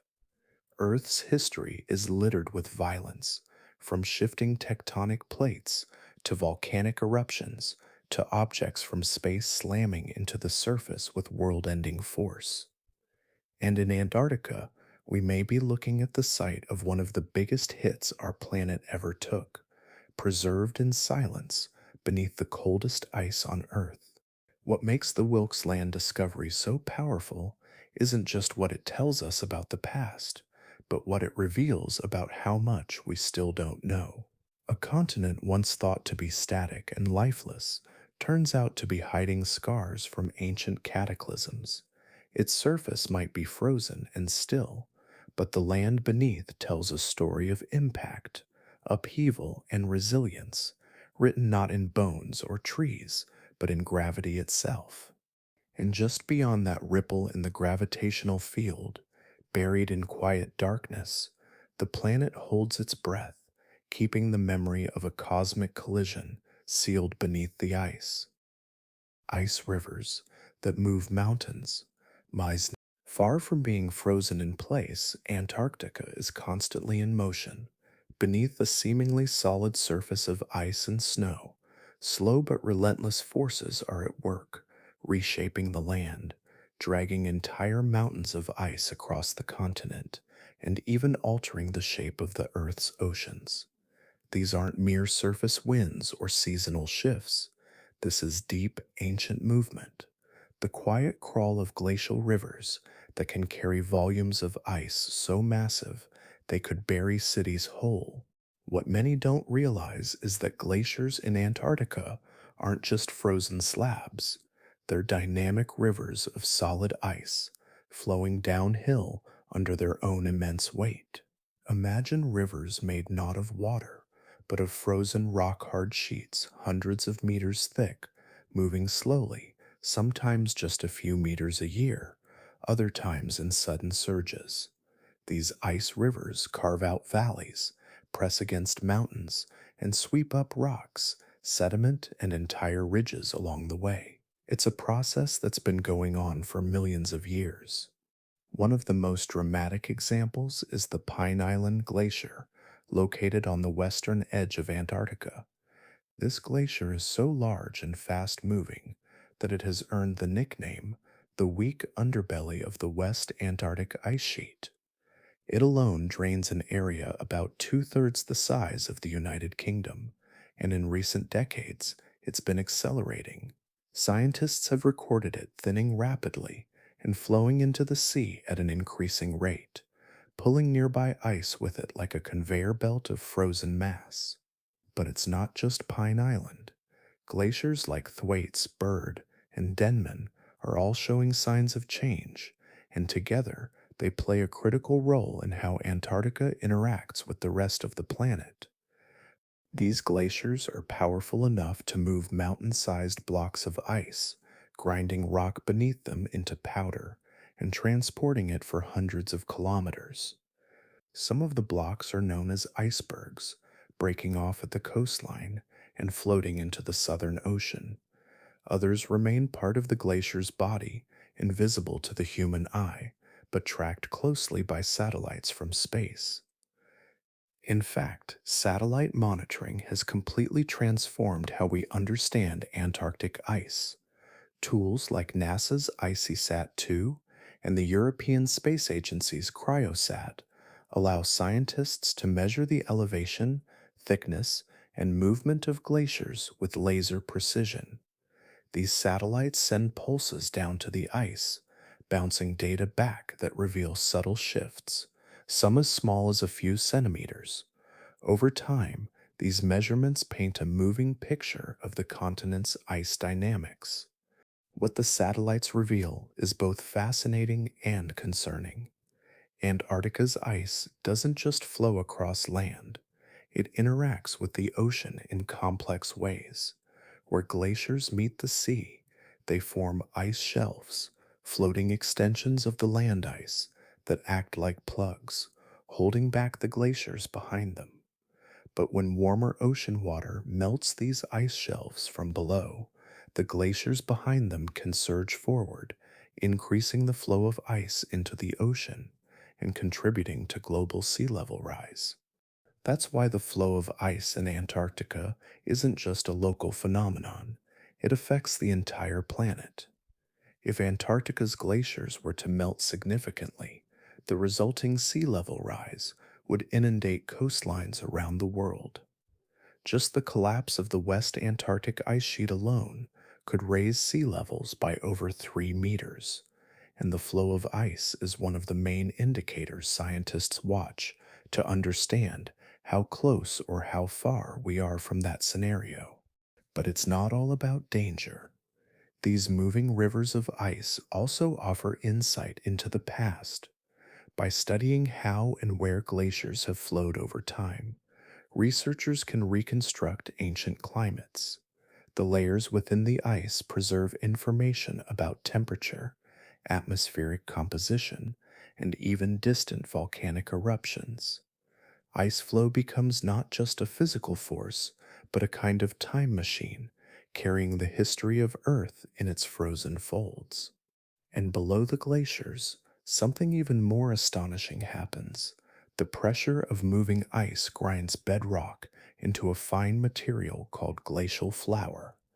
This sediment can then be carried into subglacial lakes or out to sea, where it nourishes marine life. In this way, Antarctica's ice rivers aren't just destructive, they also feed ecosystems and participate in the long, slow recycling of Earth's surface. The movement of Antarctic ice reminds us that even the coldest, most desolate corners of the Earth are alive with motion. The continent might appear still and lifeless, but in truth, it's flowing, reshaping, and responding to forces deep within the Earth and far beyond it. The glaciers may move at the pace of inches per day, but over time, they carry the weight of continents, and with them, the future of the seas. Space debris in the ice. The icy surface of Antarctica isn't just a record of Earth's past, it also captures whispers from the stars. Every year, tiny fragments from outer space drift through Earth's atmosphere, falling silently onto the planet's surface. Most go unnoticed. They blend into soil, get washed away by rain, or buried beneath layers of vegetation. But in Antarctica, where snow falls in quiet, undisturbed layers, and where human activity is minimal, these fragments are preserved almost perfectly, like letters sealed in an envelope of ice. These fragments are called micrometeorites, tiny particles from asteroids, comets, and even ancient planetary collisions. Ranging in size from a grain of sand to a pinhead, they are small, but their scientific value is enormous. Every one of them carries a story billions of years old. Some formed before the Earth even existed, forged in the chaos of early solar system formation, and yet they now lie buried in Antarctica's snow, waiting to be discovered. What makes Antarctica so ideal for finding these space relics is its pristine white environment. The contrast between the dark particles and the pure snow makes them easier to spot. On other continents, micrometeorites would be nearly impossible to distinguish from regular dust. But in Antarctica, researchers can collect them in bulk by simply scooping up snow or ice and melting it down through fine filters. What's left behind often contains dozens, even hundreds of space particles. The micrometeorites don't just lie randomly across the surface. They tend to accumulate in places where the ice has remained stable for long periods, especially in regions where the wind scours away fresh snow, exposing older layers. Blue ice areas, in particular, are known to be hotspots. These are places where ancient glacial ice is pushed upward by the landscape beneath, bringing buried layers and whatever was trapped inside closer to the surface. Once collected, these tiny bits of space debris are studied under powerful microscopes and analyzed using advanced tools like scanning electron microscopes and mass spectrometers. These techniques allow scientists to determine their composition, structure, and even their age. Some micrometeorites have been found to contain minerals not commonly found on Earth. Others show signs of exposure to cosmic rays, offering a glimpse into how they journeyed across space for millions of years before arriving here. But perhaps most fascinating is what these particles reveal about the birth of our solar system. Many micrometeorites are older than the Earth itself, formed from the original dust cloud that eventually collapsed into the sun and planets. They act like time capsules, preserving the conditions and chemistry of a young, chaotic universe. Some contain carbon rich compounds, complex molecules that hint at the building blocks of life. Others contain tiny inclusions known as presolar grains, which formed in dying stars and were later swept into the solar nebula. Holding one of these grains is like holding a piece of a star that lived and died long before our own sun was born. In Antarctica, scientists have even found particles linked to rare cosmic events. For instance, some micrometeorites appear to have formed from high temperature impacts, possibly from collisions between massive bodies in the asteroid belt. Others have been matched to specific meteorite falls or asteroid types, helping to trace their origins across the solar system. And then there's the story told by space dust, the ultrafine particles that drift down more constantly than larger meteorites. Unlike dramatic fireballs that streak across the sky, space dust falls quietly, unnoticed, yet it carries with it a steady record of cosmic events. Volcanic eruptions on the moon, dust storms on Mars, solar flares, and supernova explosions. All of these can leave subtle traces in the form of specific isotopes or minerals that accumulate in the snow. By analyzing the layers of Antarctic ice, researchers can build a timeline of space events going back hundreds of thousands of years. And some scientists even believe that Antarctica's ice could hide larger secrets, like fragments of asteroids from specific events in Earth's distant past. When a large asteroid impacts another planet or moon, some of the debris can be blasted into space and eventually land on Earth. If those fragments happen to fall in Antarctica, they are more likely to survive unweathered and be preserved for discovery. As new technologies emerge and exploration becomes more precise, researchers continue to uncover deeper layers of ice, each one offering another page in the history of the solar system. From tiny black specks no larger than a breadcrumb, entire worlds of information are being revealed. Antarctica in its silence and stillness, has become not just a window into Earth's past, but a gateway to the cosmos. And just beneath the surface of this frozen continent, the clues keep falling from the sky, waiting to be read. Ghost particles, neutrino detection. Beneath the silent white surface of Antarctica lies one of the most advanced space observatories on Earth, but it doesn't look anything like a telescope. There are no domes, no long lenses pointing at the stars, and no visible structure to suggest it's even there. That's because this observatory isn't above the ice, it's inside it. Over a kilometer down, embedded deep in the clearest natural ice on the planet, sits the Ice Cube Neutrino Observatory. And what it's hunting are the faintest, most elusive travelers in the universe, ghost particles called neutrinos. Neutrinos are strange. They have no electric charge, nearly no mass, and can pass through entire planets without ever interacting with a single atom.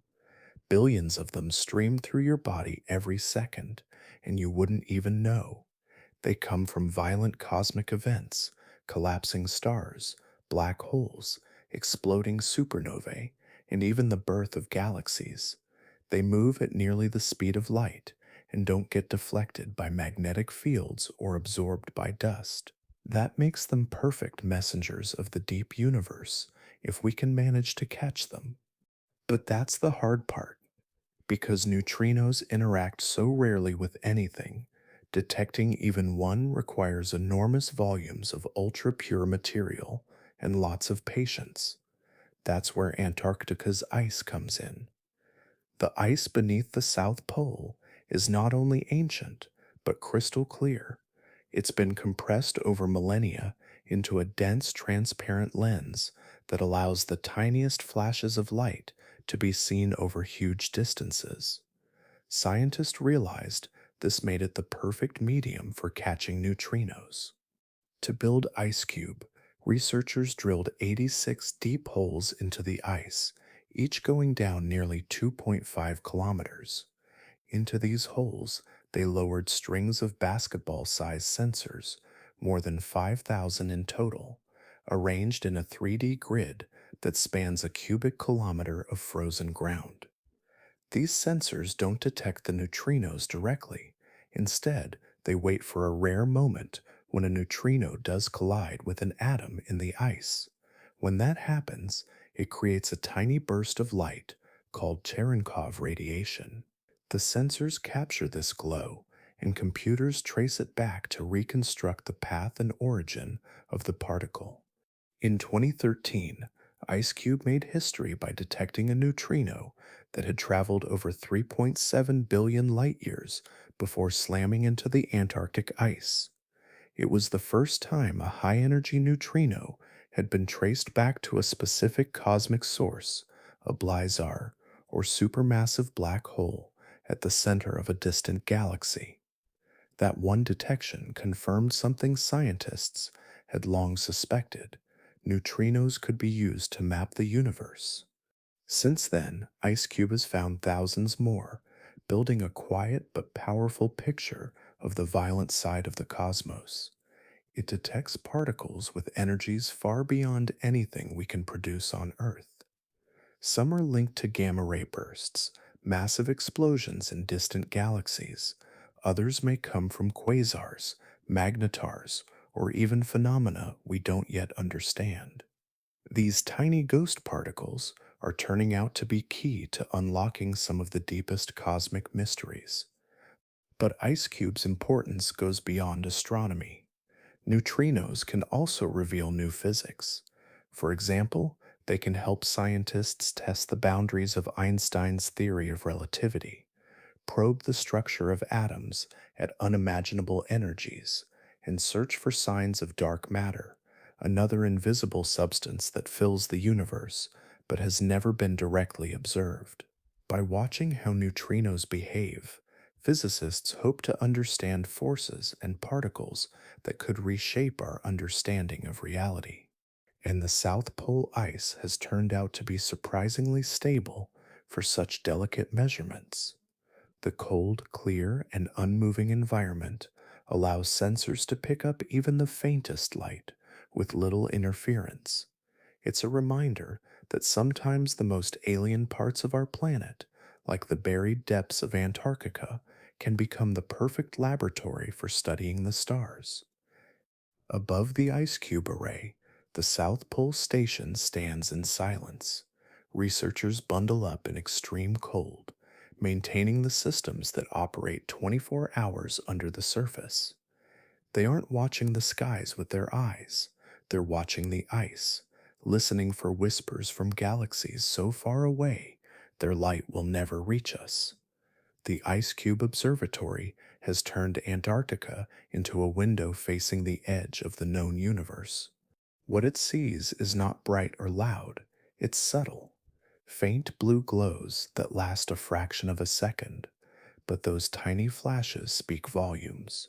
They carry the memory of cosmic explosions, of things being born and destroyed in the darkest corners of space. They arrive quietly, passing through planets, mountains, and oceans, until finally they hit the frozen core of Antarctica and leave behind just enough of a trace to be seen. Crater beneath the ice, Wilkes Land. Meanest the ice, Wilkes Land. Buried deep beneath the icy sheets of East Antarctica lies something vast, something so enormous, so hidden that it remained completely undetected until satellites noticed a subtle anomaly. What looked at first like just another stretch of frozen land turned out to be the site of one of the most mysterious features ever found on the continent, a circular depression nearly 300 miles across. That's about the distance from New York City to Washington, D.C. This hidden structure, located in a region called Wilkes Land, doesn't rise above the surface. It's not a mountain, it's a crater. Or at least, that's what many scientists believe. It was first detected not by sight, but by gravity. In 2006, data from NASA's GRACE satellites revealed an odd dip in Earth's gravitational field centered over Wilkes Land. Something massive, something dense was buried deep beneath the ice. Follow up radar mapping and gravitational modeling pointed to a circular structure consistent in size and shape with a colossal impact crater. That's when a bold theory started to form. What if this was the scar left behind by a cosmic collision? And not just any impact. Scientists began wondering if this buried crater might be linked to one of the greatest die-offs in the history of life on Earth, the Permian Triassic extinction event. About 250 million years ago, something triggered the disappearance of nearly 90% of marine species and 70% of land animals. It was the largest extinction event ever recorded, even bigger than the asteroid strike that wiped out the dinosaurs. For decades, the exact cause has remained uncertain. But if this structure in Wilkes Land really is a crater, and if it dates back to that period, it could mean that Antarctica was ground zero for the greatest biological crisis our planet has ever faced. At that size, almost 300 miles wide, this crater would have been created by an asteroid up to 30 miles across, possibly twice the size of the one that hit the Yucatan Peninsula 66 million years ago. The blast would have released energy millions of times more powerful than a nuclear bomb, sending molten rock flying, igniting wildfires, and releasing enormous quantities of dust and gas into the atmosphere. The skies would have darkened, temperatures would have plummeted, ecosystems around the world would have collapsed in a chain reaction of destruction, and over time, everything that remained, scorched forests, shattered rock, shattered life, would have been buried under what would eventually become the Antarctic ice sheet.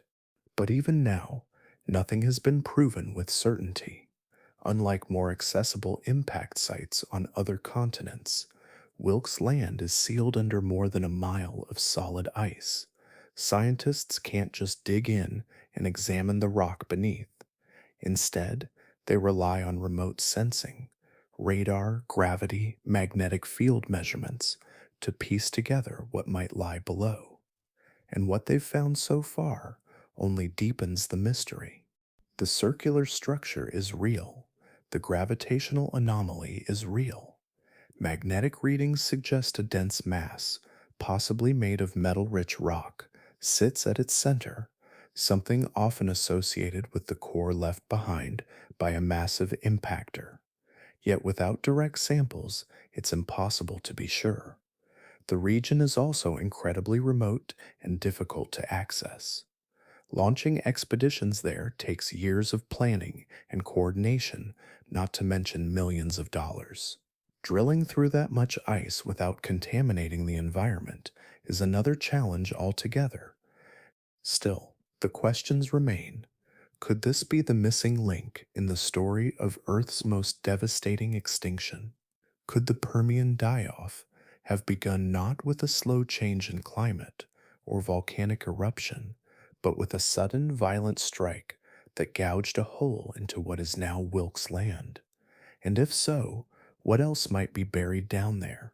Records of ancient ecosystems, clues about the asteroid itself, or even new life forms trapped beneath in isolated pockets.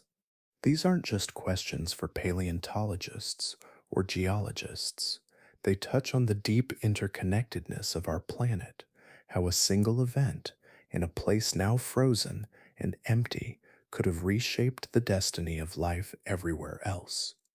And the story of Wilkes Land is far from over as new satellite missions launch, as radar becomes more precise, and as interest in the deep Antarctic continues to grow. The secrets under that ice might finally come to light. For now, the Wilkes Land crater remains one of Earth's largest hidden mysteries, immense, ancient, and waiting just beneath the ice.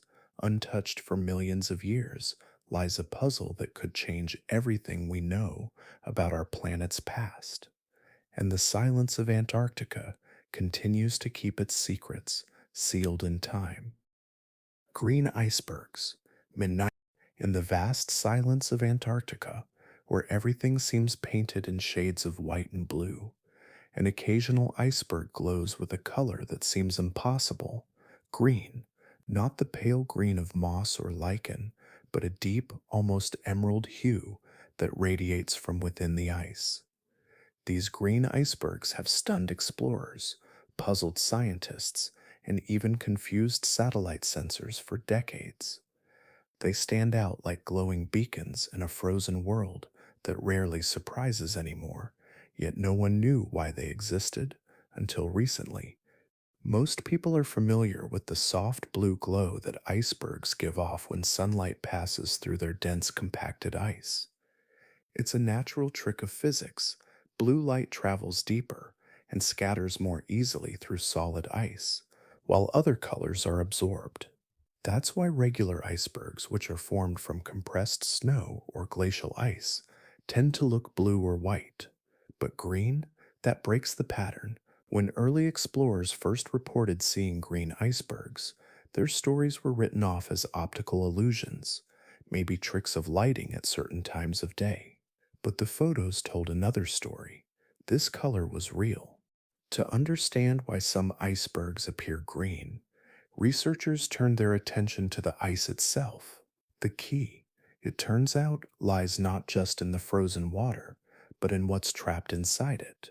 Unlike blue icebergs, which are mostly pure, green ones are laced with something extra, iron-rich particles. These particles come from the continent's interior, carried down from the bedrock by flowing glaciers, picked up from rocks that have been ground into powder by the slow movement of ice over time. As glaciers grind their way toward the sea, they collect this mineral dust, along with a mix of organic materials like dead microscopic plankton, algae, and bits of ancient life that have been buried for eons.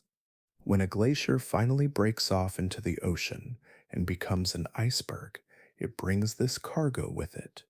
If conditions are right, the combination of iron and organic matter mixes with the ice in such a way that it shifts how light moves through the iceberg.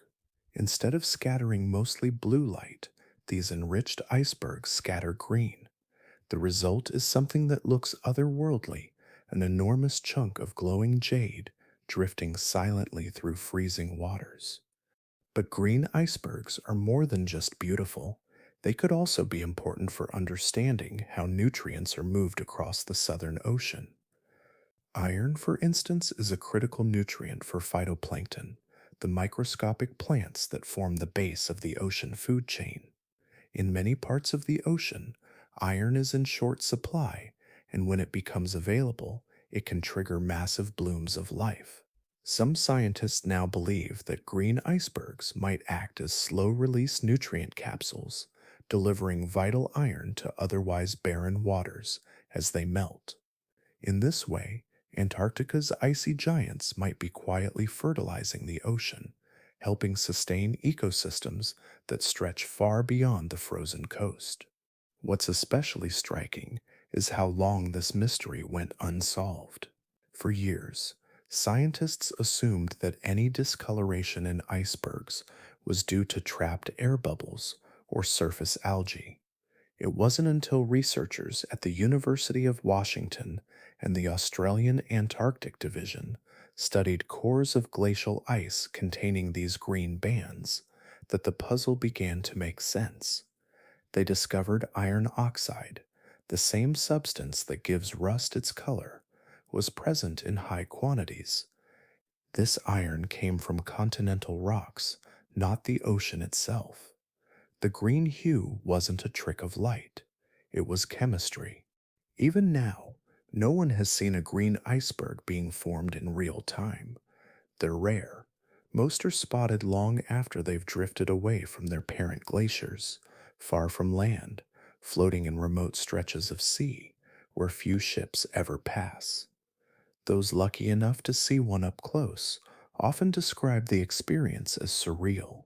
The green glow can appear almost luminous under certain lighting, casting an eerie, quiet light on the water around it. For photographers, these icebergs are treasures, fleeting moments of nature's most unexpected artistry. For scientists, they're reminders of how much we still don't know about the hidden systems beneath Antarctica's surface. The discovery of green icebergs and the secrets they carry adds another layer to the growing understanding that Antarctica isn't just a frozen wasteland, it's a living, dynamic part of Earth's system, constantly interacting with the atmosphere, the ocean, and life itself. The color trapped in that ice is more than just beauty, it's a signal from a place still revealing its secrets, one shard at a time. Sealed ice bubbles with ancient air. Now, deep within Antarctica's ancient ice lies something invisible, yet extraordinary. Trapped air. Not just any air, but ancient air, sealed in tiny bubbles that have remained untouched for hundreds of thousands of years. These minuscule time capsules are scattered throughout the layers of ice, preserved as snow piled up year after year, compressed by the weight of new snowfall, and eventually transformed into solid glacial ice. While they are barely visible to the eye, these bubbles carry some of the most valuable scientific clues ever discovered about Earth's distant past. Every time snow falls, it captures a little of the atmosphere with it, tiny pockets of the air that was swirling around at the time. As more snow falls and builds up on top, the pressure forces these pockets into the forming ice, locking them in place. Over centuries and millennia, those frozen layers build up like pages in a history book, each one storing a tiny breath of Earth's past. These bubbles now allow scientists to sample and analyze air from long before humans ever walked the Earth. When researchers drill deep into the Antarctic ice sheet, they're not just collecting ice, they're traveling back in time. The deeper the core, the older the air. Some ice cores have revealed atmospheric conditions from as far back as 800,000 years ago. Holding a small vial of air extracted from one of these bubbles is like holding the breath of a world before cities, before agriculture, before civilization as we know it. And inside that breath, there's a story, a record of carbon dioxide levels, methane, and other gases that shape the planet's temperature, climate, and cycles of life. These ancient air samples have revealed something unsettling: the natural rise and fall of CO2 over hundreds of thousands of years stayed within a certain range until recently, as modern scientists compared the data from ancient bubbles with today's measurements. They noticed something sharp and abrupt. Carbon dioxide levels began to rise dramatically around the time of the Industrial Revolution, when humans started burning large amounts of coal, oil, and gas. And unlike the slow, rhythmic changes of the past, this new spike happened in just a few centuries, in the blink of a geological eye. That rapid change is what sets the current climate crisis apart from anything seen in the ice record. The air trapped in ancient bubbles shows a planet that could warm and cool over tens of thousands of years, often triggered by changes in Earth's orbit, volcanic eruptions, or solar patterns. But now the warming is happening faster, driven by human activity. It's not just theory, it's written in the ice, layer after layer, bubble after bubble. Extracting these bubbles is a delicate process. Ice cores must be drilled with extreme precision, kept cold, and transported in sealed containers. Back in the lab, scientists slowly melt or crush the ice in vacuum chambers to release the ancient gases without contamination. Sophisticated instruments then measure the contents down to the tiniest trace. It's a method that requires patience and care, but the results are like listening to Earth speak from deep within its frozen memory. In some cases, these sealed bubbles have even revealed surprises beyond greenhouse gases. They've detected ancient volcanic eruptions, marked by traces of sulfur and ash that traveled around the world before settling onto the Antarctic snow. They've recorded changes in solar activity, visible through subtle shifts in isotopes. Even rare events like large scale forest fires from distant continents have left faint chemical fingerprints that made their way into the snow and into the ice. But perhaps the most powerful aspect of these ice trapped bubbles is their ability to show connections across time and space. What happens in one part of the world leaves echoes in another. A warming phase in Earth's past often corresponds with a rise in greenhouse gases, which can be traced directly in the trapped air. Cooling periods, like ice ages, show dips in those same gases. And in each case, the bubbles confirm that the atmosphere and climate are tightly linked. Changing one affects the other. What makes Antarctica especially ideal for this kind of research is the stability of its ice. In some parts of the continent, snow has fallen consistently for hundreds of thousands of years, building up clean, uninterrupted layers of ice. These spots serve as perfect climate archives, and the air trapped inside provides a steady, reliable snapshot of what Earth's atmosphere looked like at key turning points in its history. So while the ice may look still and silent on the surface, within it lies a chorus of voices from the past, whispers of ancient skies, silent messages about rising and falling seas, forests that spread and retreated, and species that flourished or disappeared. Each tiny bubble is a sealed message from a time long gone, waiting to be read before it's lost forever. Volcanic activity Mount Erebus. Mein Erebus, mein to run the water tiki det, bulpud, from wine to a kultur fanet, for seed into a preet, the kindax the debulipits I lichens. By word, follops to the sand, from Erebus I were the peak the ed, from Erebus, mein Erebus, you are Hasper fame. Beneath the icy sky of Antarctica, where temperatures can fall to unimaginable lows. Something remarkable is happening, something fiery and alive. Rising from the frozen landscape of Ross Island is Mount Erebus, one of the most remote and active volcanoes on Earth. While the rest of the continent is known for its silence and stillness, Erebus crackles with heat, power, and the sound of molten rock shifting deep below the crust. It's an unlikely place for fire, yet there it is, burning steadily in a land of cold. Mount Erebus stands tall among Antarctica's snow covered terrain, its summit reaching nearly 12,500 feet above sea level. But what makes this volcano truly special isn't just its location, though it is the southernmost active volcano on the planet. It's what happens inside. Unlike most volcanoes that erupt occasionally and then fall silent, Erebus hosts a persistent lava lake, one of only a handful in the world. It churns constantly, a pool of molten rock bubbling and glowing with eerie red light, even while the surrounding temperatures plunge far below freezing.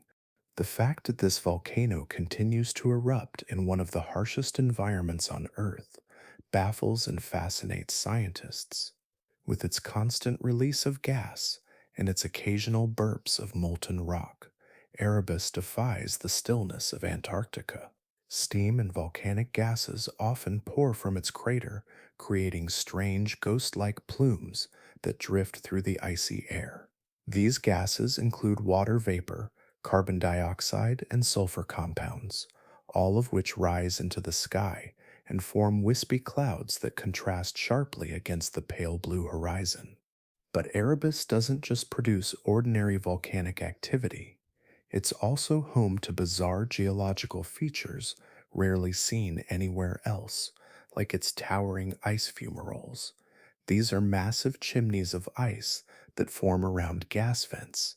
As hot gases rise from the volcano and escape through cracks in the surface, they instantly freeze upon contact with the air, building layers of frost and snow into hollow towers that can reach several stories high. They look like something from another planet, frozen sculptures formed by fire and ice in delicate balance. Deeper down, the lava lake itself is a scientific marvel. It's stable enough that researchers have been able to study it over time, measuring its composition and temperature, even sending in instruments to analyze how it behaves. The lake offers clues about the inner workings of Earth's mantle and crust, revealing how molten material rises and flows in an environment few would think possible. Every shift in the lava's surface, every gas release, every rumble from below tells a story about the forces shaping not just Antarctica, but the planet itself. Erebus also presents unusual sounds. Scientists studying the volcano have recorded low frequency rumbles and explosive bursts known as infrasonic waves. These aren't heard by human ears, but can be picked up by special sensors. They travel long distances and carry information about what's happening deep inside the volcano.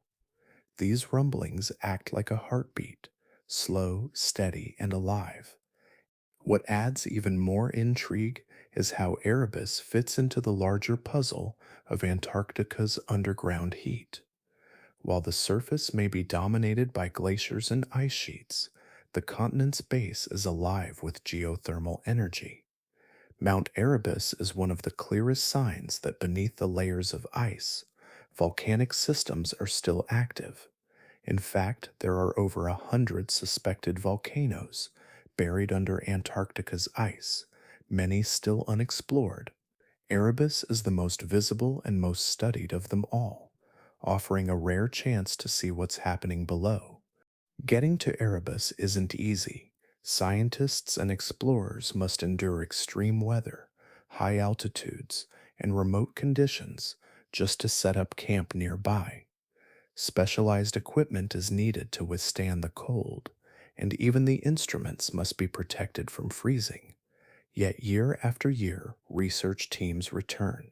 They hike across the snow-covered slopes, set up monitoring stations near the crater, and brave the bitter winds to collect gas samples and observe volcanic behavior.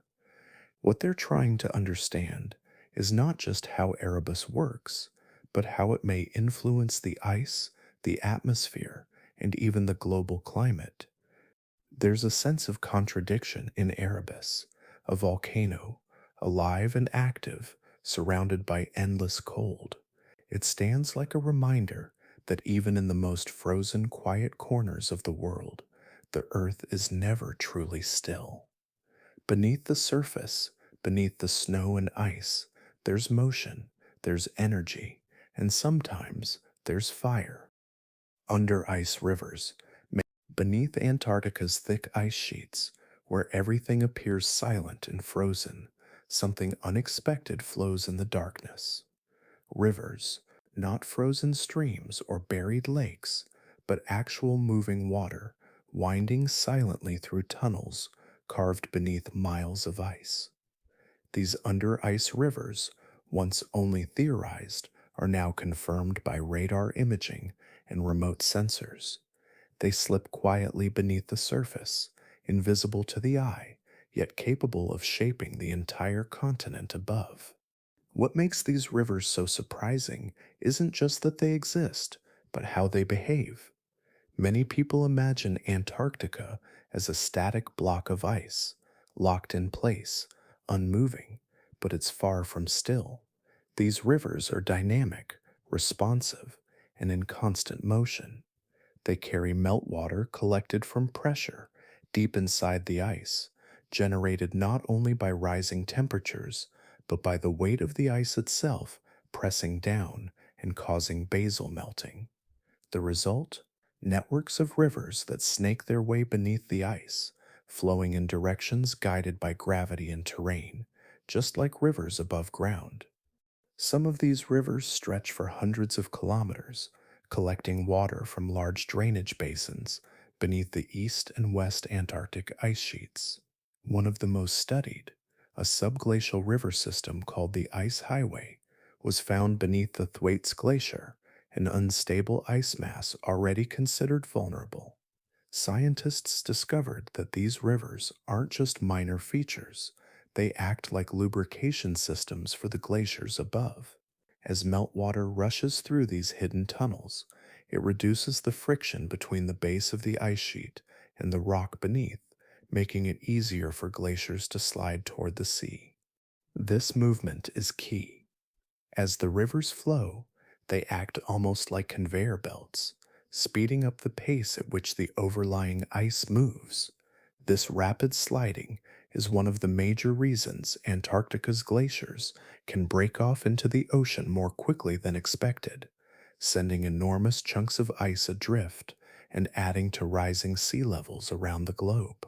What had once seemed like a gradual melt is now being seen as something far more complex, an interaction between ice, water, and terrain that's difficult to predict but impossible to ignore.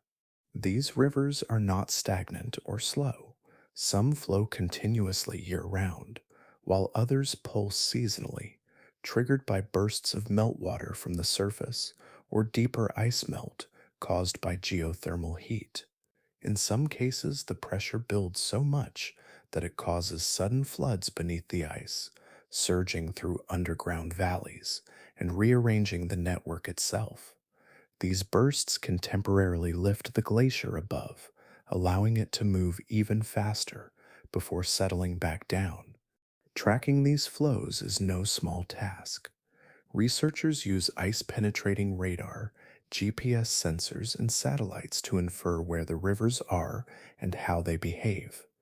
The patterns they detect don't just tell a story about Antarctica, they rewrite our models for how the whole planet responds to melting ice. In the past, predictions about sea level rise mainly focused on how much ice would melt from the surface. But these under ice rivers add another layer of complexity. They show how melting from below, combined with rapid glacier movement, can accelerate ice loss even when surface temperatures remain cold. Another fascinating aspect is how these rivers interact with subglacial lakes.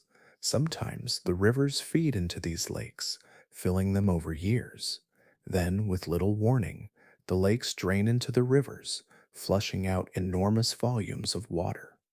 This hidden hydrological cycle keeps reshaping the landscape beneath the ice. In fact, NASA satellites have captured the surface of the ice sheet, rising and falling slightly in response to these invisible floods, proof that entire water systems are shifting beneath our feet, even if we can't see them. There's also an ongoing search to understand the chemistry of these rivers.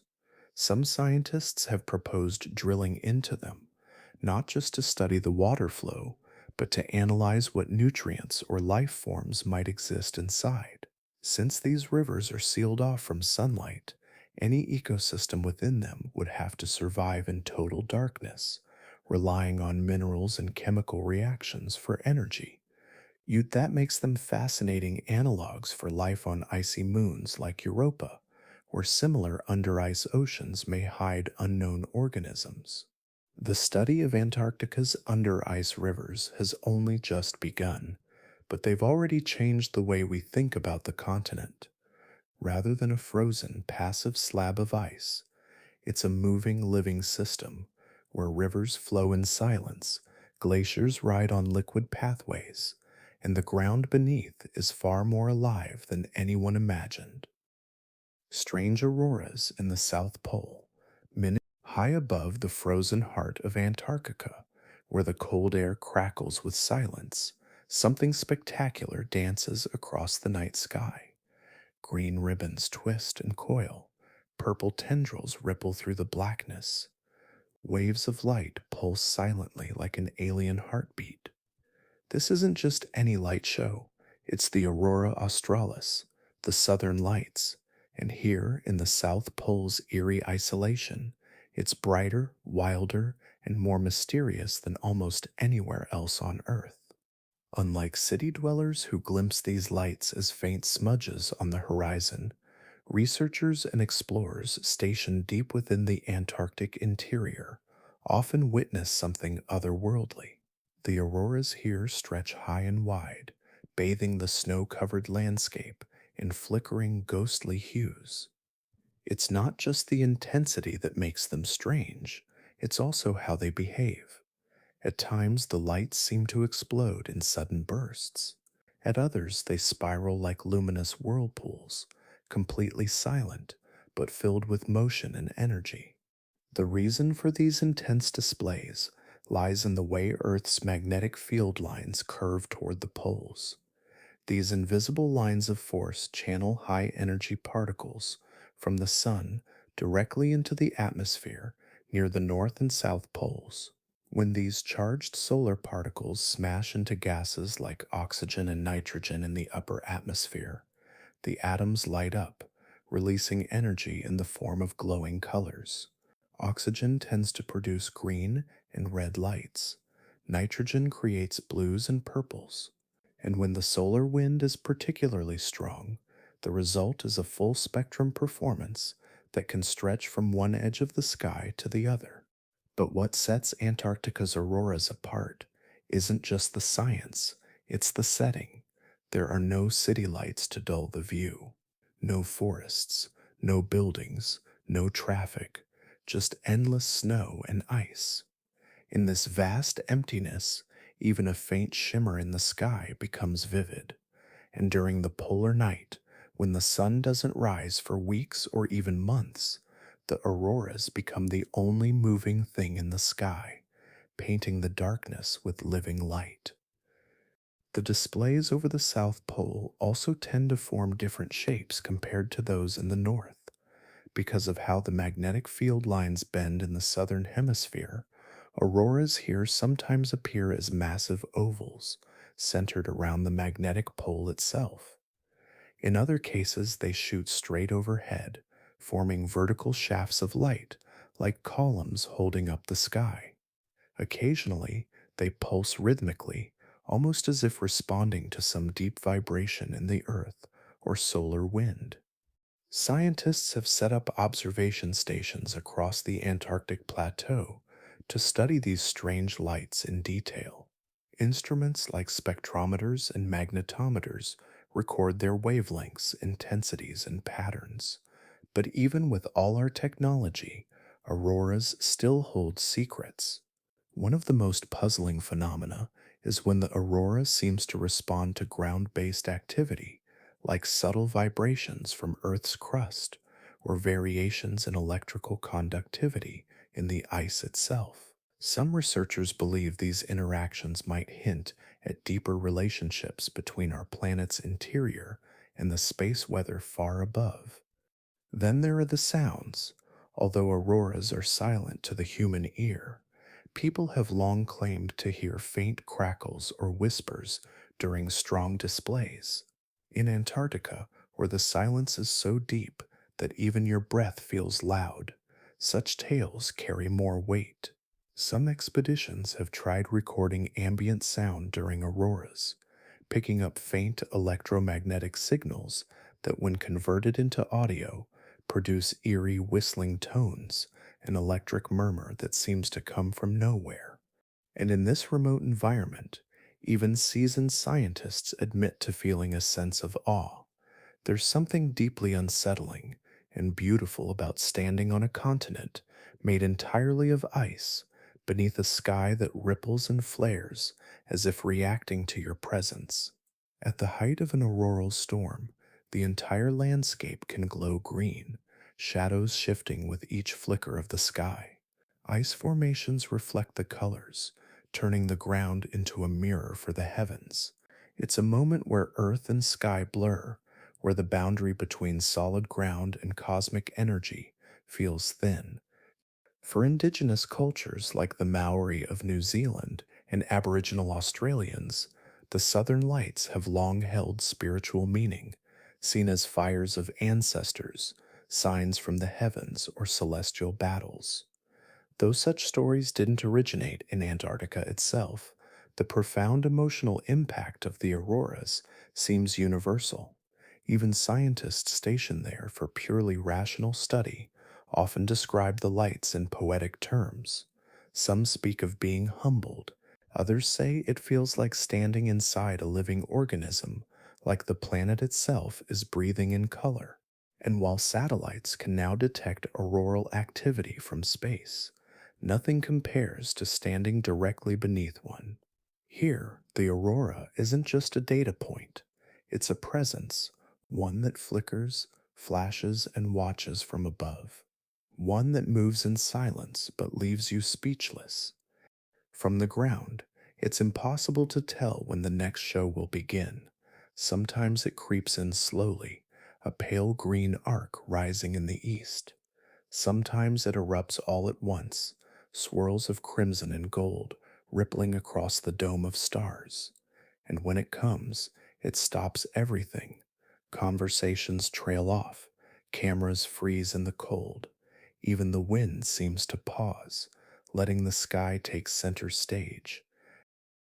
The Shackleton Fossil Mystery, many deep in the icy wilderness of Antarctica, where wind carves patterns across endless snow and the sun can vanish for months, a discovery was made more than a century ago that would quietly shift the foundations of how we understand our planet. It wasn't made by a scientist with satellite data or advanced drilling equipment. It came from the gloved hands of explorers, pushing through a place most believed was lifeless and always had been. Among them was Sir Ernest Shackleton, not searching for scientific revolution, but simply survival. In 1908, during Shackleton's Nimrod expedition, his team stumbled upon something that had no business being there. High up in the transantarctic mountains, far from anything green or warm, they found fossilized wood and plant matter, pieces of ancient forests that seemed impossible in such a frozen alien world.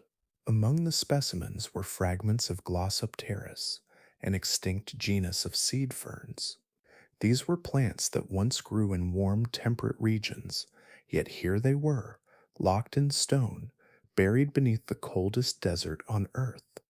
The presence of these fossils on a continent covered in ice startled geologists back home. At the time, the idea of continents moving across the globe, what we now call plate tectonics, was still considered radical, almost laughable by many. But Shackleton's fossil findings added fuel to a growing fire. If plants like Glossopteris once grew in Antarctica, then the land itself must have been somewhere else, sometime long ago, perhaps nearer the equator, perhaps part of a supercontinent. The fossils whispered a story that the maps of the time couldn't explain. Years later, when other expeditions confirmed the same kind of fossils on multiple continents, including South America, Africa, India, and Australia, the puzzle pieces began to align. How could the same species grow in such distant, disconnected places? Unless they hadn't always been distant. Shackleton's fossils became early silent witnesses to the idea that continents once fit together like jigsaw pieces, forming the ancient landmass known as Gondwana. Antarctica, lush and forested, had been one corner of that giant union. And that wasn't the only revelation buried in those rocks. Fossilized impressions suggested complex ecosystems, not just plants, but freshwater lakes, soil dwelling organisms, and likely small animals that once roamed a vibrant landscape. For a continent we now associate with emptiness and extremes, it was a shocking contradiction. A place defined today by isolation and cold had once teemed with life, shaded by trees and warmed by a very different climate. The mystery grew even deeper when more fossilized wood and coal beds were found at higher elevations, buried beneath glacial layers. These discoveries hinted at multiple cycles of climate, warm periods followed by cooling, then warming again. Antarctica hadn't simply shifted position over millions of years. It had transformed, reshaped by time, tectonics, and climate shifts that played out on a scale beyond human perception. Even today, researchers still study the very same fossil sites that Shackleton's team uncovered. With new tools, they now analyze chemical traces in the rocks, trying to reconstruct the atmosphere of Earth as it existed tens or even hundreds of millions of years ago. Isotopes preserved in the leaves and branches can tell us about levels of oxygen and carbon dioxide in the air.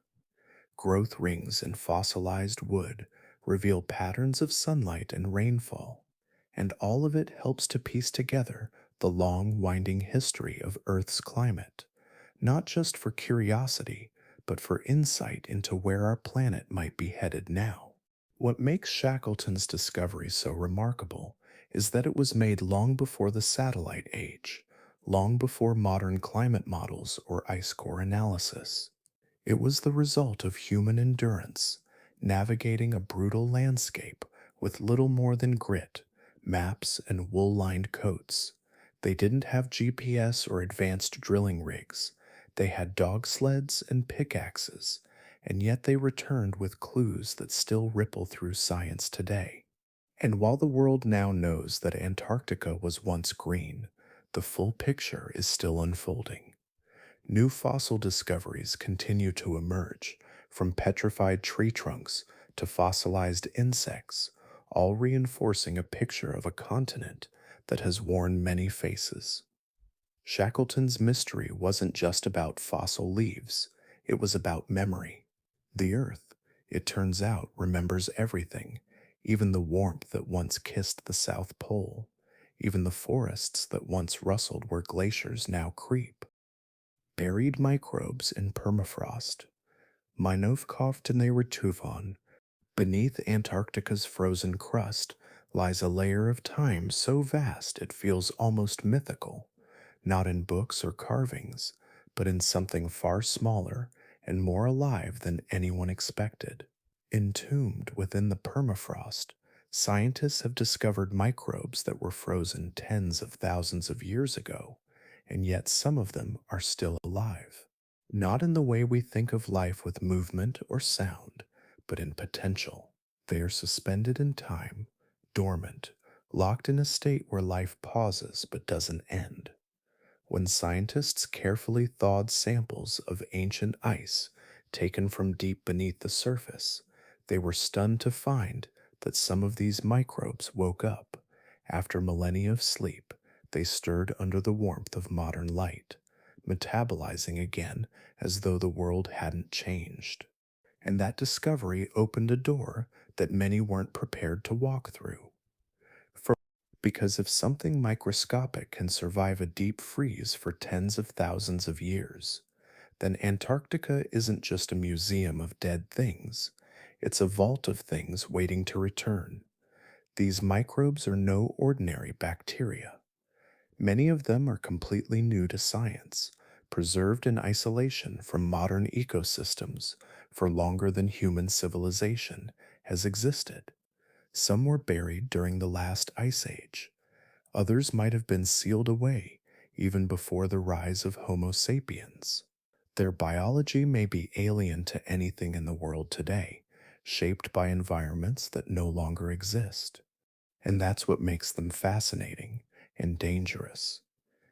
Some of these ancient microbes could be harmless, relics of long lost environments with no connection to today's species, but others might have thrived in the bloodstreams of Ice Age animals or even early humans.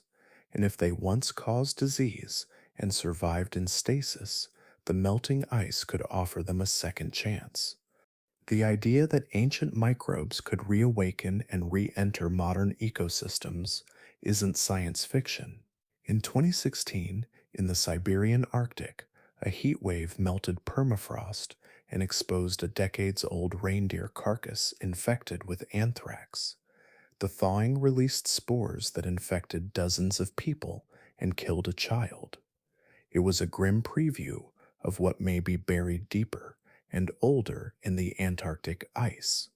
Here, in one of the most pristine and remote environments on Earth, scientists are racing to study these ancient organisms before the ice gives them a path to spread. They extract cores from miles deep layers of permafrost and ice, then carefully transport and examine them in controlled lab environments, always sealed, always sterile, because any exposure could trigger contamination. Not just for the modern world, but for the samples themselves, which are fragile and irreplaceable. What they're finding are extremophiles, microbes that don't just survive the cold, but rely on it. Some feed on tiny minerals or generate antifreeze like compounds to protect their cells. Others can enter a suspended state where their metabolism slows to near zero, preserving their DNA for tens of millennia. Their strategies for survival are unlike anything seen in most life on Earth, and scientists believe they could even offer clues for understanding life on other frozen worlds, like Europa or Mars. But with these discoveries comes responsibility. Biosecurity experts warn that we're entering an age where unlocking secrets from ancient permafrost isn't just about curiosity, it's about caution. We are waking up microbes that haven't interacted with modern immune systems or evolved alongside today's bacteria and viruses. Their reintroduction, even accidentally, could have unpredictable consequences. What if one of these ancient species carries traits that allow it to spread rapidly through water or air? What if it resists antibiotics simply because the weapons we've developed over the last century are meaningless to something from a forgotten time? These are no longer questions for the far future. The ice is already melting, and every year, more of these frozen layers reach temperatures where life can resume. Yet, in the face of that risk, there's also hope. Scientists believe that studying these ancient microbes could help us better prepare for future pandemics, giving us insight into genetic resistance, viral evolution, and biochemical pathways we've never seen before. Some researchers are even exploring whether ancient microbial enzymes might help us develop new medicines or clean up pollution. But such work must walk a tightrope, balancing discovery with containment. And as Antarctica continues to reveal secrets hidden in its ice, one thing becomes clear. It isn't just preserving history, it's holding on to possibilities, both wondrous and unsettling, about what life was and what it might still become. Ancient climate clues in ice layers. Deep under Antarctica's surface lies a frozen library, and its pages are made of ice. Each layer, thin and delicate, records a moment in Earth's history, a story of weather, temperature, and even disasters that shaped the planet. Just as the rings of a tree tell its age and the conditions it endured, the layers in Antarctic ice cores reveal what the climate was like hundreds of thousands of years ago. Each snowfall leaves behind a record, preserved by the cold and compressed into solid ice that can be read like a timeline stretching far into the past.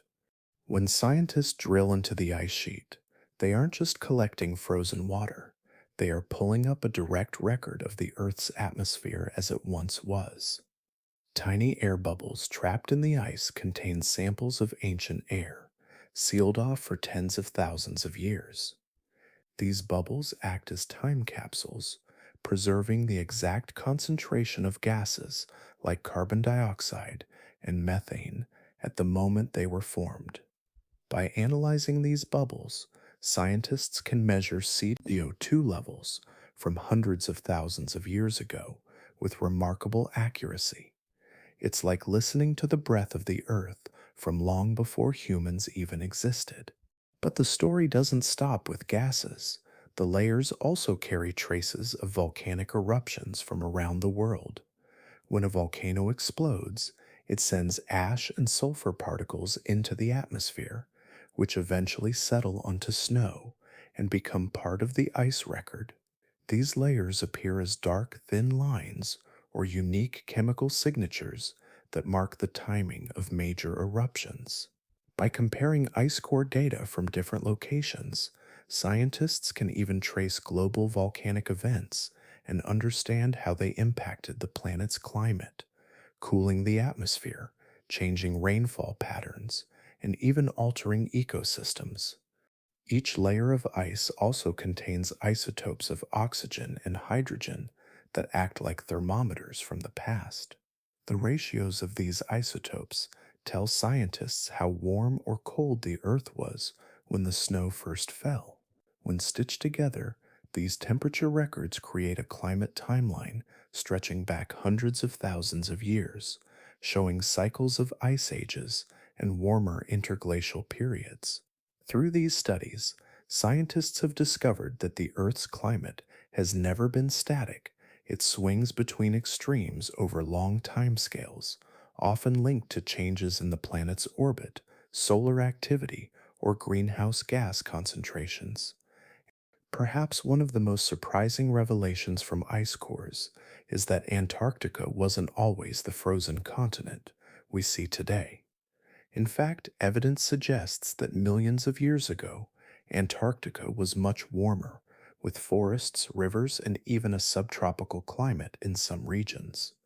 Traces of pollen, plant matter, and other organic materials found within the ice and underlying sediment confirm that this land of ice was once green and alive. The ice layers don't just tell us how the world has changed, they show us that dramatic transformations are not only possible, but have already happened many times throughout history. This record of past climates is also helping scientists understand the present. By comparing ancient CO2 levels with today's measurements, researchers have found that the amount of carbon dioxide in our atmosphere is now far higher than at any time in the past 800,000 years. This rapid spike, visible when plotted against the slow natural fluctuations of the past, highlights just how much humans have altered the atmosphere in only a few centuries. It also gives us clues about what might happen next if these trends continue. But these ice layers aren't just about numbers and data, they are a window into ancient events. Some layers hold traces of massive wildfires from continents far away, carried by winds and deposited as tiny soot particles. Others hold evidence of changes in ocean currents or the collapse of ice shelves during previous warm periods. All of this helps scientists piece together how Earth's climate system responds to different triggers and how fragile it can be. The process of studying these layers is slow and painstaking. Ice cores, some as long as 3 kilometers, are carefully drilled and removed in sections, each piece transported under strict conditions to prevent contamination. Back in laboratories, the ice is melted or analyzed in its solid state, with every bubble and grain of dust studied for clues. It's a process that combines chemistry, physics, and history, all to understand the story written in frozen water. And even though Antarctica's ice may seem eternal, it is melting faster than ever. As the modern world warms, the record it holds is being lost layer by layer. That makes each core drilled, each discovery made, all the more precious. The ice doesn't just tell us about what has been, it warns us about what could come. It shows a world that has shifted from warmth to cold and back again, sometimes gradually, sometimes suddenly. And in those frozen layers, there are answers we need to understand the future. Beneath the howling winds and endless white silence of Antarctica lies a vault of time, not just years or centuries, but millions of years, preserved in untouched layers of ice, buried canyons, fossilized giants, ancient rivers, and strange lights in the sky. It's a place that almost seems like a paradox, the coldest place on Earth, yet once lush with green forests and towering penguins. A continent so remote and inhospitable, yet filled with signs of ancient life, cosmic visitors, and planetary secrets that no other place on Earth can rival. It doesn't shout, it doesn't demand attention, but in its stillness, it speaks of Earth's grand story. Not in words, but in clues scattered across frozen lakes, hidden craters, microscopic bubbles of ancient air, and ghost like particles that fall from deep space and pass straight through us. Every discovery feels like peeling back one more layer of a mystery we've barely begun to understand.